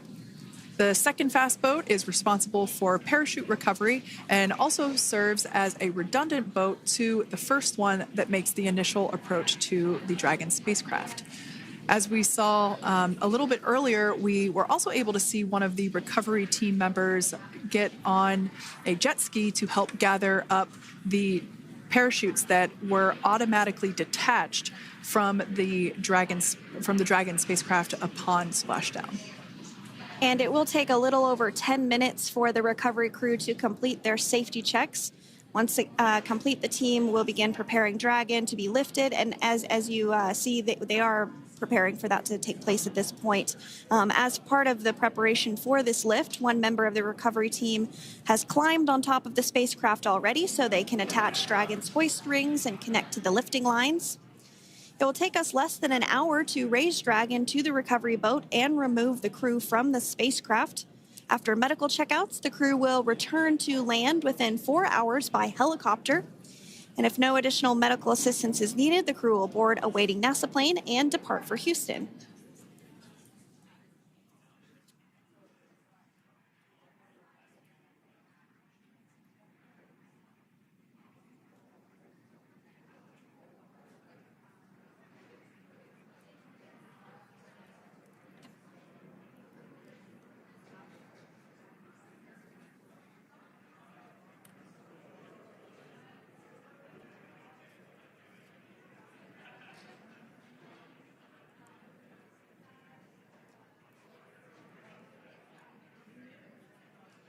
And as we continue to await Dragon to be hoisted up onto the ship, we have a very special treat. NASA Public Affairs Officer Jaden Jennings, who is actually on the recovery vessel and had a bird's eye view of the splashdown today. Jaden, how are you? How was the view from the recovery vessel? Hi, Sandra. How do you hear me? I've got you loud and clear, Jaden. It's so great to hear you. Awesome. So Splashdown, Sandra, was nothing short of Be advised, spectacular. we are transitioning the forward link. Comm will be unavailable for approximately 5 minutes. Freedom comes.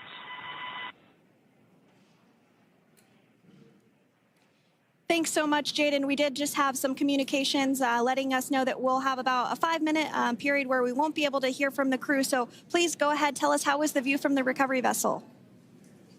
Absolutely. Yeah, I was mentioning earlier, Splashdown was nothing short of spectacular. And we were stationed about 1.5 nautical miles away from the splashdown zone and had great visuals here on the recovery vessel Megan. We actually saw a little of the smoke trail as the spacecraft was coming in, and then moments later we spotted those drogue chutes, and this was quickly followed by 4 healthy white and orange main parachutes. We then tracked Dragon all the way down as it slowly propelled into the ocean. And I think I speak for all of us on the ship when I say a new core memory was made today, and we are looking forward to having Crew-9 on board with us a little later. Jaden, that is amazing. Now, obviously, we are watching it here on camera, and the landing conditions look pretty good, but how was it from your perspective? What is the sea state out there? Absolutely. Absolutely. So we've had optimal conditions for splashdown, and today it is sunny and 63 degrees outside right now with clear skies, light winds, and calm seas. The sea looks absolutely beautiful right now, and light blue with the sun reflecting from it. And, Kay, I think the crew's going to like what they feel weather-wise on this picture-perfect day for splashdown off the coast of Tallahassee. Thanks so much, Jaden. It certainly looks like a beautiful day. Can you tell us a little bit about the journey of the recovery forces to get to this point? Sure. So one unique aspect of this recovery was the onboard training on station conducted for Butch and Sunny to ensure they were ready to return on a Dragon spacecraft. That training covered all aspects of their return, including nominal and contingency departures, deorbit burns, splashdown, and post-landing ops, which is what this team is preparing for now. As for the recovery teams themselves, we started the day taking a series of helicopters out to the vessel. And as standard, the recovery director and crew support teams were on that first helicopter out and took the time to get everything prepared on the ship. About 2 hours before splashdown, they deployed those fast boats and jet skis into the water. I was actually on the second helicopter out, and we were on the vessel about an hour and a half before splashdown and landed on top of the helicopter pad on the Megan. And the teams have been working diligently across their respective disciplines this week, executing what can only be described, in my point of view, as a logistical masterpiece, just ensuring every detail has been in place for Crew-9's return. That is such great news. I'm so glad that you're able there to experience it in person. Now, can you tell us a little bit about what's next to retrieve the crew for the recovery personnel on board? Yeah, Kate. So coming up next, Dragon will be hoisted into the on-deck translation system, or the nest, at the aft end of the ship, and then will be translated pretty quickly towards that egress platform. We'll perform another series of safety checks as final precautionary measures just to make sure there are no hypergolic vapors present before opening that side hatch. And then once that side hatch of the spacecraft is open, the crew will be assisted out of the capsule one by one from NASA and SpaceX. Freedom, SpaceX, comm check. Freedom's got you loud and clear. Thanks, Nick. I've got you loud and clear as well. We have completed our forward link transition. Copy.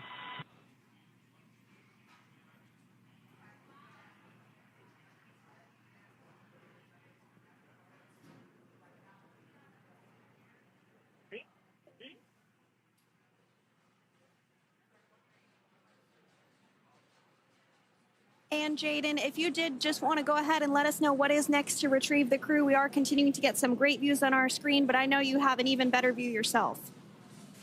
Oh, yeah, Sandra, this view is absolutely unbeatable. So just to kind of finish off what I was saying is once that side hatch of the spacecraft is open, that crew will be assisted out of the capsule one by one from NASA and SpaceX medical personnel, where they will then head to the med bay. And after those medical checks, they will get on that first helicopter out and arrive at the airport, where they will then board a NASA plane and then head back to Houston, Texas at the Johnson Space Center to begin their post-flight period. And we're eager to see the Crew-9 astronauts back on Earth, and we'll keep you updated on every moment of this process. And with that, I'll toss it back over to you guys in Hawthorne. Thank you so much. That was Jaden Jennings, NASA Public Affairs Officer, who watched Freedom splash down firsthand from the recovery vessel. Megan, thanks so much, Jaden. So we are continuing to get these great views on our screen here of Freedom. As we mentioned, it splashed down at 2:57 p.m. Pacific time off the coast of Tallahassee, Florida. The recovery personnel are continuing to step through procedures to hoist Dragon onto the recovery vessel Megan there, which is now coming into view. You can see just how close Megan is at this point. And that's that helicopter pad that Jaden was just discussing, where the crew will fly off of onto the coast of Florida, and then eventually they'll fly back to Houston. Just underneath that helicopter pad is that translation deck where we will see the nest once it is loaded up with the Dragon spacecraft on board. The nest will be translated to the forward end of the recovery vessel, and that is where our Crew-9 team members will egress from the Dragon spacecraft. Now, here on your screen, we can see dolphins, actually, who want to come and play with Dragon. Now, one of the fast boats there in place, working to assist the recovery team member. It's incredible. I just love these views. We really see them even better in daytime, but just seeing the recovery team work in tandem to step through each step, to step through each operation. Obviously they're getting quick assists from the honorary part of the recovery team, those dolphins in the water there. Now, the recovery team member that is crawling around the Dragon spacecraft. Earlier, we saw a view where it was like a spider monkey pose. We can see that individual now standing in the bucket where the main parachutes were stored while Dragon was on orbit. Obviously, those main parachutes were utilized for Splashdown today. They were deployed and cut from the Dragon capsule, and one of the other fast boats of the recovery team working to pull those out of the water. Now, the recovery team member that is there working on top of the Dragon capsule. Earlier, we saw that person performing safety checks. Now we can see some harnessing being placed around the capsule. This harnessing is what will be used to lift the Dragon capsule out of the water and onto the recovery vessel. Wow, we got a cute little pod of dolphins. It wasn't just one or two. I mean, that water just looks beautiful. We had ideal splashdown parameters today. Obviously, wave height, ne'er a concern. The weather is beautiful, as Jaden mentioned, in the 60s, sunny. Looking forward to seeing Crew-9 exit the capsule here shortly once they get hoisted onto the recovery vessel Megan. We can see that recovery vessel slowly but surely closing the distance there between, oh, Dolphin Cam back again. We can see that the Dragon capsule and the recovery vessel, that distance is closing. Again, this is just one more step as we continue to work recovery operations for Dragon Freedom, and we anticipate the lift of the Dragon capsule to occur here in just a few minutes. Now, once all of the rigging is on the capsule and it's hooked up to the recovery vessel, we will see the hydraulic arm, which is that kind of like bridge-like structure there at the aft end of the recovery vessel. We'll see that articulate backwards, and that's a good sign that we're getting even closer to pulling the capsule out of the water. It will then move forward, and the capsule will be placed inside of what you can see there is basically a basket. We call it the nest, Dragon nest, where that's where the capsule will be placed in order for it to be translated to the forward end of the vessel and for the astronauts to egress. And before that does take place, we'll have potentially views of the rigger go ahead and jump off of the spacecraft there. That typically occurs when the spacecraft is a little bit closer to the recovery vessel, and we usually get a really good view of that particular operation from one of the onboard cameras from the recovery vessel. That is an operation that I have a lot of respect and admiration for, that individual that does that.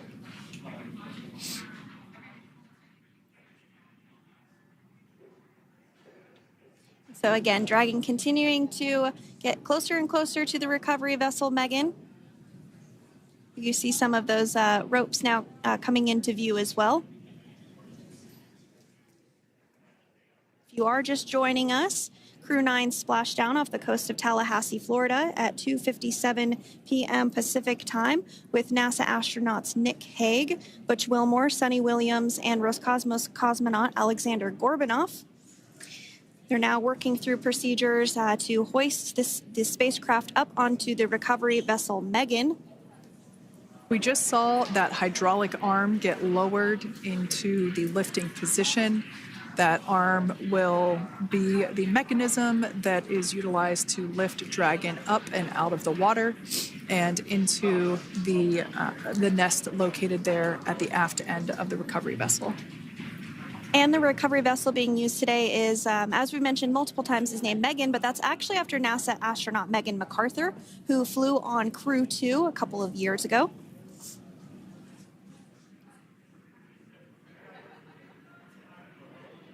We're getting some views now from actually inside the boat.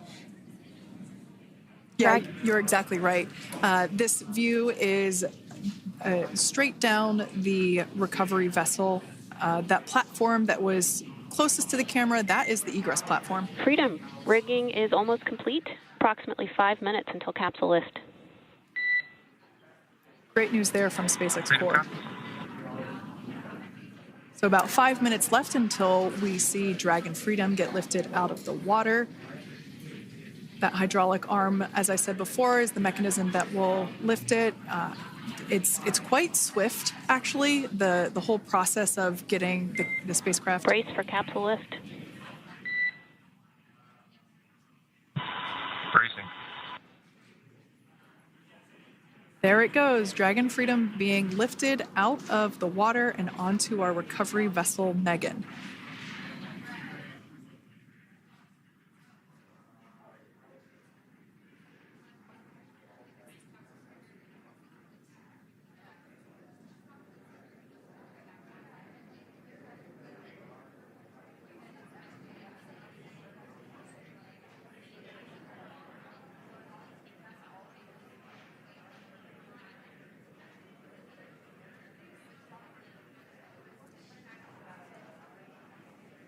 So once securely on... Welcome aboard the recovery vessel. Recovery personnel are completing final checks and stand by for translation to the egress platform. Freedom copies.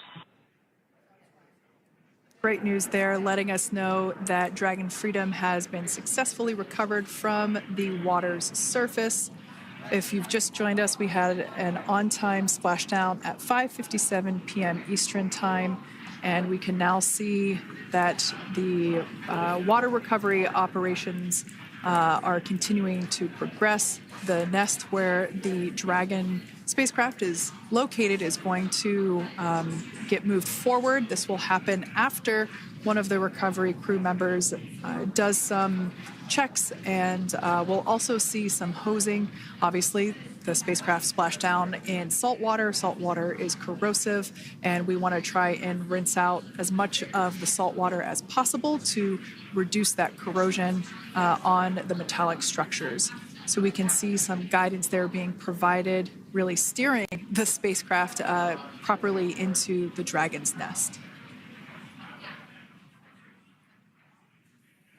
And it's been 30 minutes since Dragon splashed down, and as you can see there, the spacecraft is already on board the recovery vessel Megan. Things continuing to move very smoothly today throughout the entire operations from the deorbit burn up until this point as well.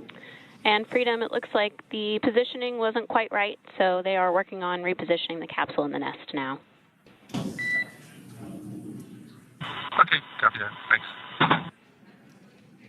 And with that, the team is just going to adjust the Dragon spacecraft a bit so that it's in the right position ahead of translating up a little bit closer ahead of the side hatch. So the team is now going to step through the procedures to ensure that that takes place. While Dragon does fly itself autonomously, it clearly is unable to park itself autonomously. We want to make sure that the Dragon capsule is properly seated there in that nest.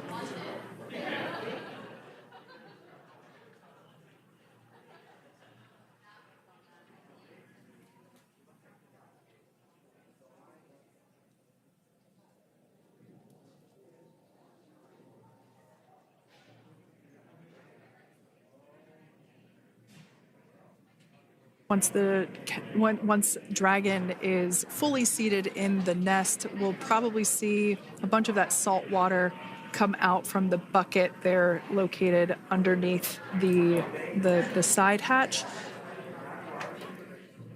See some salt water splash out. As I mentioned before, one of the recovery team members will begin hosing down the exterior of the spacecraft.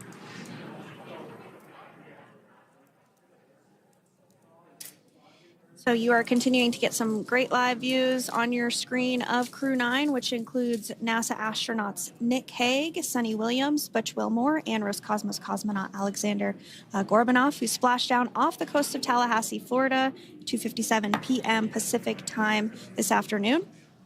Now working to get that spacecraft situated in the nest. Just making some final adjustments and tweaks to ensure that it's nice and secure.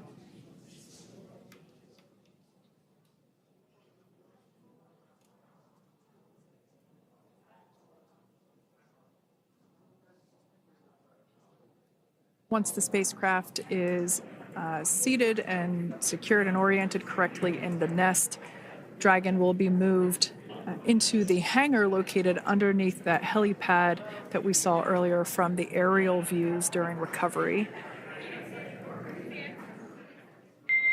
All right, Freedom, looks like you are settled into the nest now.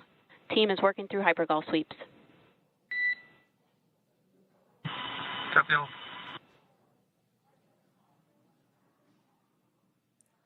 Call out there telling us that the recovery team is doing the second round of those hypergolic sweeps. This helps ensure that everyone, all the recovery team members that are located basically right where this camera is located on, towards the forward end of the recovery vessel, that they will all be safe once the spacecraft is translated forward.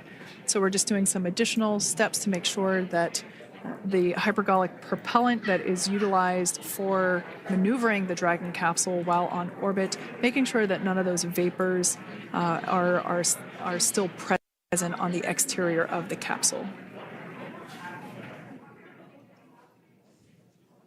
That's right. And there are a variety of individuals on board the boat that help with recovery operations. Not only do we have the recovery personnel that you see here, but we also have a doctor that will check out the crew members as standard procedure. As with any spacecraft that is returning from space, we always perform a medical check with the crew. So you will see the crew come out of the capsule and be placed on stretchers, just like with the Soyuz landing and with all of our Dragon splashdowns, that is the nominal procedure.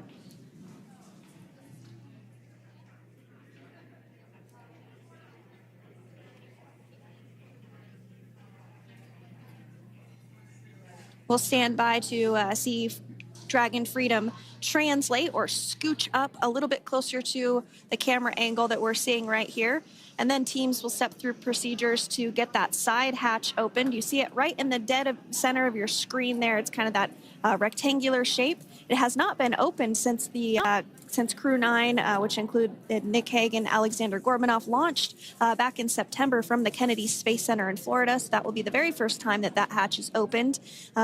Once docked to the International Space Station, crew enter through the top hatch, which was where the nose cone is now closed. That's the hatch that they actually utilize to go ahead and get inside the International Space Station.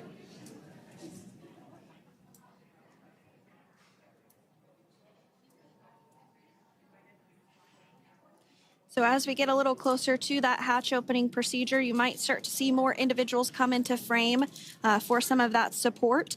The ship has a maximum capacity of a little over 40 people on board, and it takes a variety of different roles, as we've discussed, to support.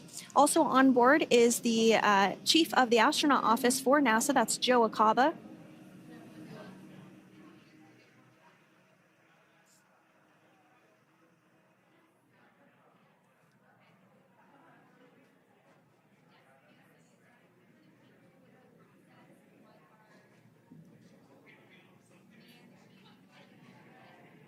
Now, while we are standing by for translation of the Dragon spacecraft to the platform there, the recovery platform that we see in the foreground, it is important to note that Nick, Sunny, Butch, and Alexander will be getting assistance from the recovery teams while exiting the spacecraft. This is the same process for any returning long-duration crew members. As you could imagine, returning to a gravity environment can wreak havoc on our vestibular system, which is responsible for maintaining balance and motion. Of course, safety is our number one priority with this operation, so we'll see the crew members helped out of the spacecraft one by one, and they will be assisted the few feet to the medical quarters aboard the boat. And on board Dragon are three veterans space flyers. That includes Nick Hague, the commander, as well as Butch Wilmore and Sunny Williams. Alexander Gorbanov is completing his very first space flight on this mission, and he completed 171 days in space along with Nick Hague.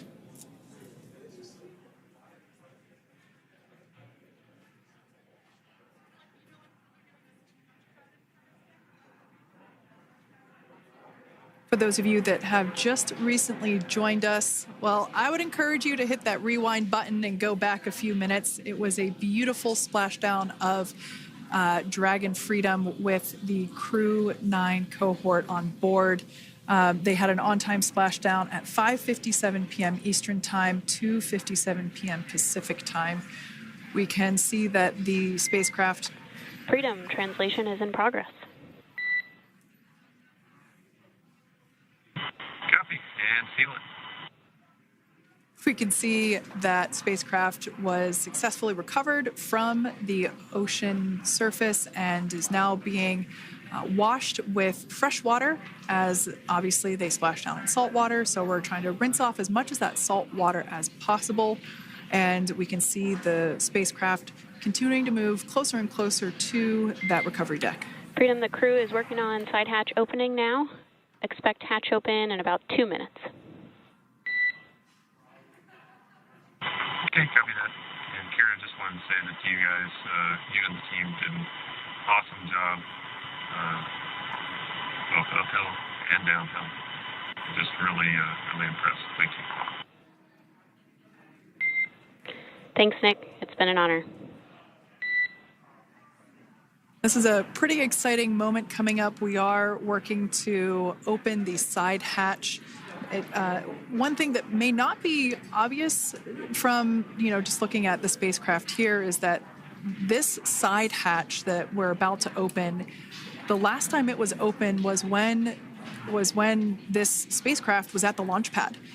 This side hatch is what is used for initial capsule ingress and final capsule egress, but all comings and goings from the spacecraft while it is on board the space station are from the forward hatch, which is located at the top of the spacecraft under that nose cone. So this is a pretty exciting moment because it will be the crew's first breath of fresh air since boarding their ships at the start of their journeys last year. And the very first person that will have the opportunity to say hello to the crew once that hatch is open is a SpaceX medical recovery personnel representative. Then we'll see procedures take place to remove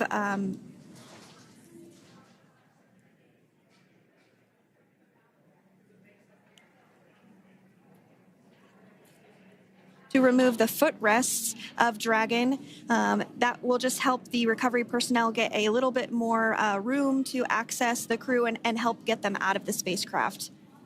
Yeah, you're absolutely right. Safety is, once again, top priority here, and removing those footrests from all 4 seats will be helpful as a SpaceX recovery team member will actually go into the capsule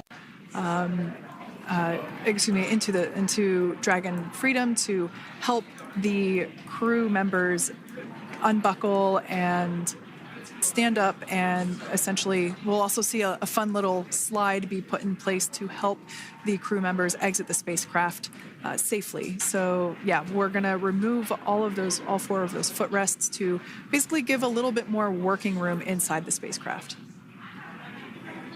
That's right. And we did hear the go for that hatch opening, so we're just a couple minutes away from being able to see that. And then we might be able to get the chance to see a couple of views inside of the Dragon and see the crew following their splashdown.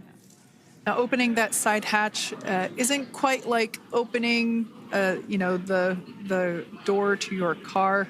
We have to depress the seal around the side hatch, as well as, we'll now see them open that side hatch up.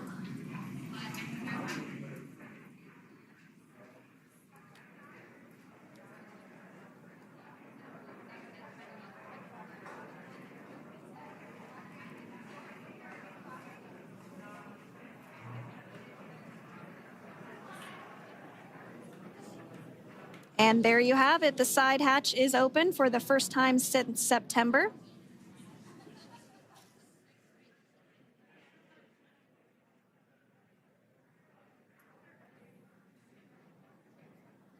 We can see some of the protective equipment there that was brought into frame that will help protect the edge of the side hatch, one from any potential damage. Oh, we can see the recovery crew member there taking photos of the side hatch seal. This is part of the standard operation for recovery. These photos will get saved into our procedure. We'll then install that protective frame around the side hatch. This helps to ensure that the side hatch itself, the edges of it incur no damage while crew members are coming out from the spacecraft.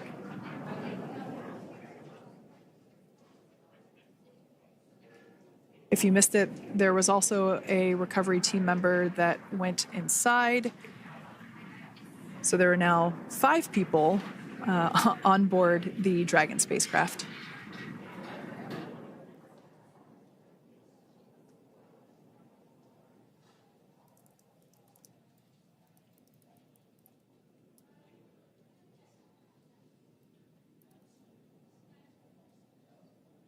And if you are just joining us, it has not yet even been an hour since Crew-9 splashed down off the coast of Tallahassee, Florida at 2:57 p.m.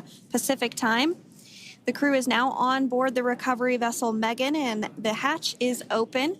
The next major milestone that we'll see is when the crew will actually egress or exit the spacecraft. But before that, they'll continue to, the recovery personnel rather, will continue to install that protective area around the hatch and then remove the footrests. So we're a couple minutes away from seeing the crew egress, but not too long away.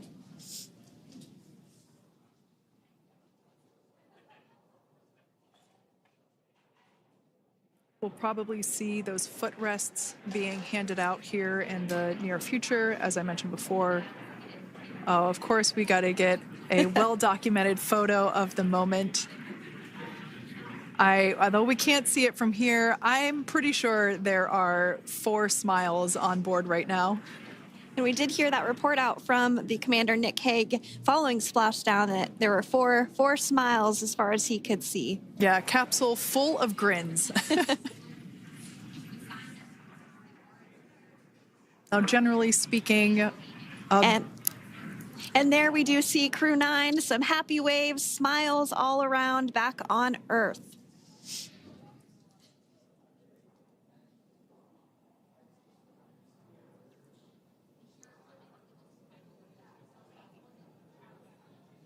Generally speaking, we have the individuals in the 2 center seats of the spacecraft exit first. You might hear us refer to this as the exit process as egress. It's just another term for exiting the spacecraft. Generally speaking, we most of the time have the 2 center seats egress first, as it makes moving around inside the capsule a little bit easier.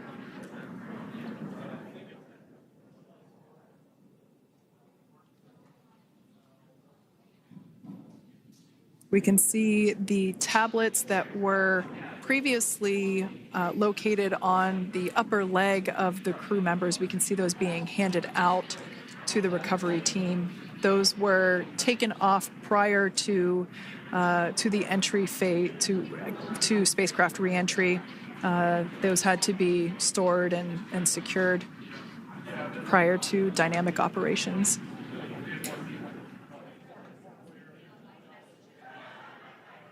It looks like we are starting to see the footrests also be removed. I just saw one there on the screen.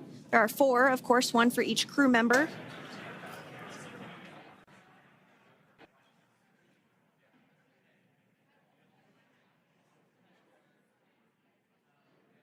Those footrests are made out of carbon fiber and are actually sized appropriately for each crew member, as everybody has different measurements and different leg lengths.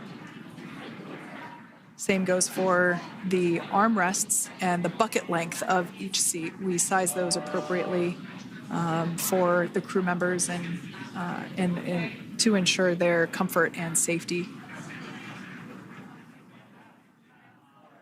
I believe we just saw the little ramp that is used to help slide the crew members out from inside the spacecraft.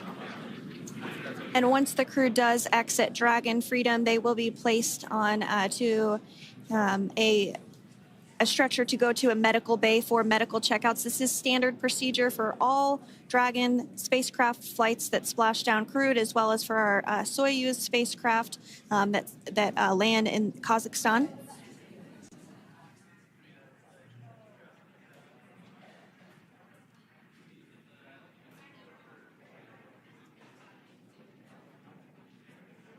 We could see the exterior of Dragon Freedom quite clearly in this shot, and it's such a beautiful sight.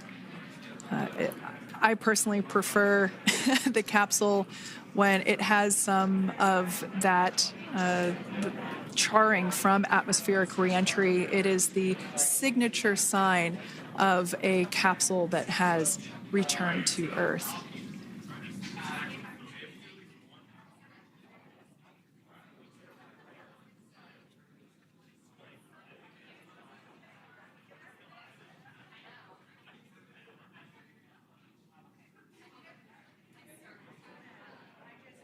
Continuing to stand by for our first crew member to egress or exit Crew Dragon Freedom following their splashdown at 2:57 p.m. Pacific time. Dragon undocked from the International Space Station at 10:05 p.m. Pacific just yesterday, so it was about 17 hours of phasing.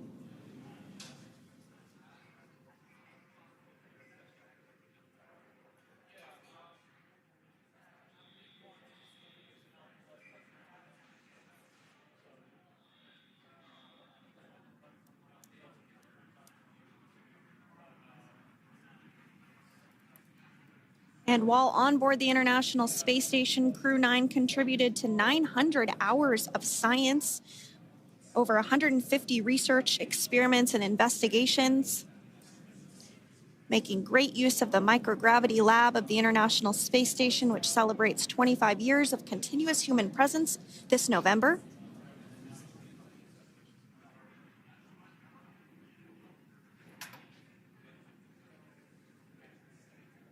Looks like we're about to get our first crew member here upon egress of the Dragon spacecraft.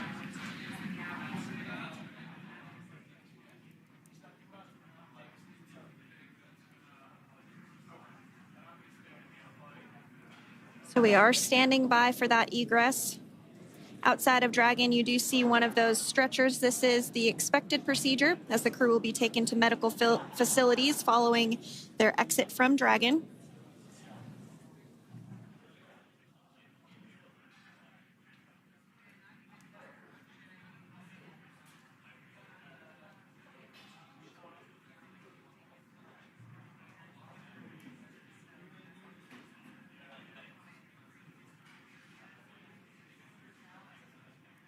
We can see folks on board clapping as our first crew member. And that is NASA astronaut Nick Hague, commander of Crew-9, now out of Crew Dragon Freedom. Some smiles, thumbs up, and a wave. Can't get any better than that. Yeah, that is one happy camper, that's for sure. As we said before, it is standard procedure for all of our long-duration crew members to receive assistance upon egressing from the spacecraft. We basically help them move off of the recovery deck and into the private medical quarters for their initial consultation with the SpaceX flight surgeon. So we'll see that take place for all 4 of our crew members today.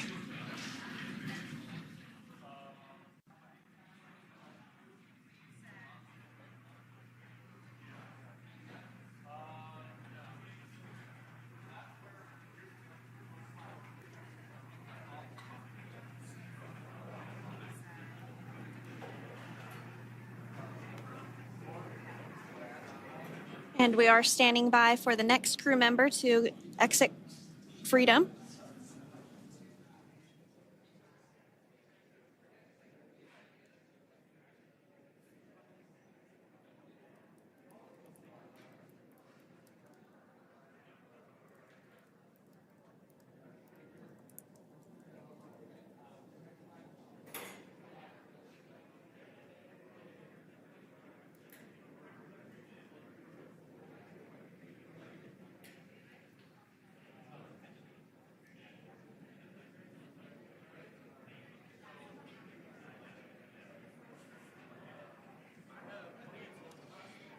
Next up out of the capsule, we expect Roscosmos cosmonaut Alexander Gorbanov.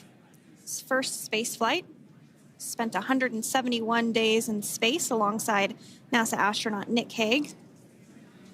Looks like we're getting some cheers and clapping on board as Alexander is slid down the little ramp and placed into the mobility aid. Once again, big smile.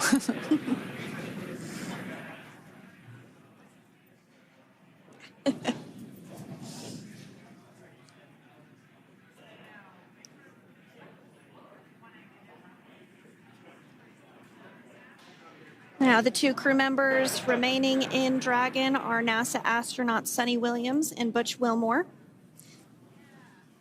They completed 286 days in space.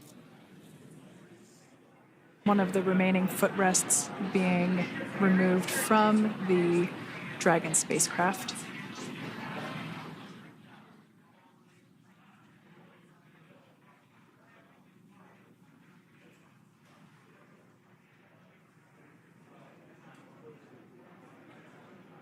As I said before, we generally try to have the crew members that are located in the two center seats aboard Dragon, and we like to have them egress first if possible, as it creates a little bit more movable working room inside the spacecraft. There is a recovery crew member inside that is helping all of our Crew-9 crew egress or exit from the spacecraft.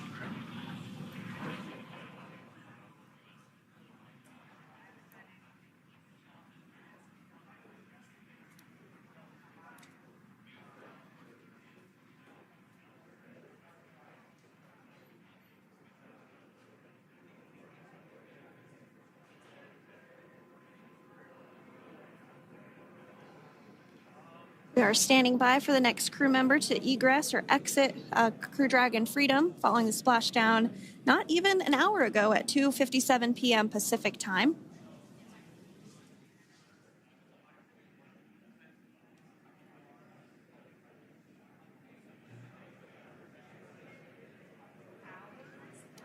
Really have the recovery operations down pretty quick at this point.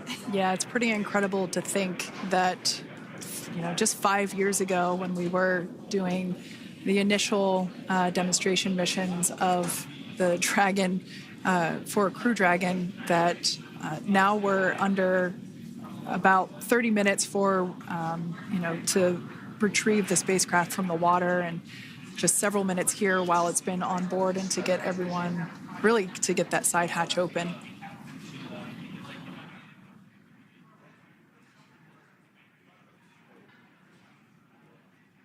For those of you that have just recently joined, the Dragon had an on-time splashdown. Looks like we're getting our next crew member here. That is none other than Sunny Williams. Big smile, big waves. She, like her other crew members, now will be assisted onto the mobility aid.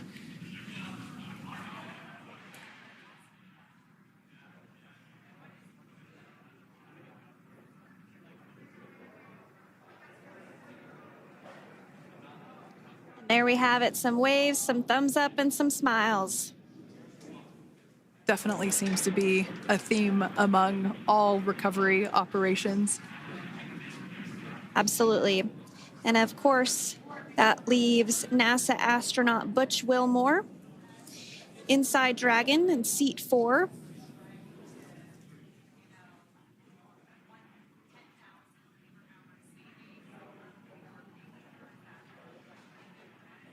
We're getting some views of him now as he egresses or exits the spacecraft.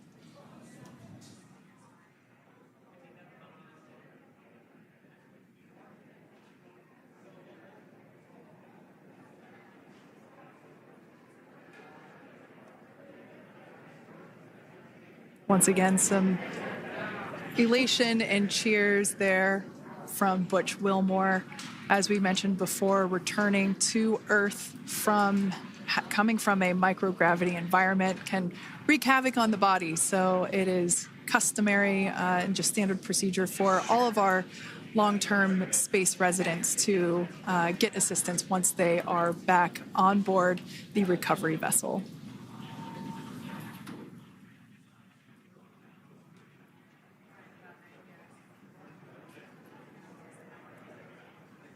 Well, now that Nick, Butch, Sunny, and Alexander are safely back home on Earth and getting checked out by the NASA medical team, we're going to wrap up our live coverage of their return. The Crew-9 mission began a little differently than usual since Butch Wilmore and Sunny Williams were already aboard the space station when Nick Hague and Alexander Gorbunoff arrived on the Crew-9 spacecraft in September. Having arrived as the crew flight test crew for Starliner, Wilmore and Williams were fully fully incorporated into the space station's Expedition 72 team and began research and other work aboard the station along with the other crew members. Williams commanded the orbiting laboratory for much of the expedition. After a successful liftoff and separation from Falcon 9, Nick and Alexander made a short flight on board Dragon to the International Space Station. Veterans of long-duration space station missions, both Williams and Wilmore conducted spacewalks during their 9 months in space. Like all crews on the station, Crew-9 had the ability to leave at any point had there been an emergency. With their full-duration mission coming to an end, the crew began packing up their personal items for their return to Earth about a week ago and worked through tasks and shared lessons learned with Crew-10 teams as they arrived a few days ago. Their journey home began about 17 hours ago when they closed the forward hatch to Dragon and undocked from the space station at 10:05 p.m. Pacific, 1:05 a.m. Eastern. After 4 successful departure burns and a phasing burn to line up their orbit, Nick, Butch, Sunny, and Alexander rested for a few hours before waking up to prepare for re-entry this morning. We jettisoned Dragon's trunk and performed our final on-orbit maneuver, the approximately 7.5-minute-long deorbit burn, and that occurred at 2:11 p.m. Pacific, 5:11 p.m. Eastern Time.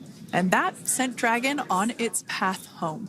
The spacecraft re-entered the Earth's atmosphere and slowed its descent with successful deployments of 2 drogue parachutes and 4 main parachutes, with the final splashdown occurring off the coast of Tallahassee, Florida at 2:57 p.m. Pacific, 5:57 p.m. Eastern.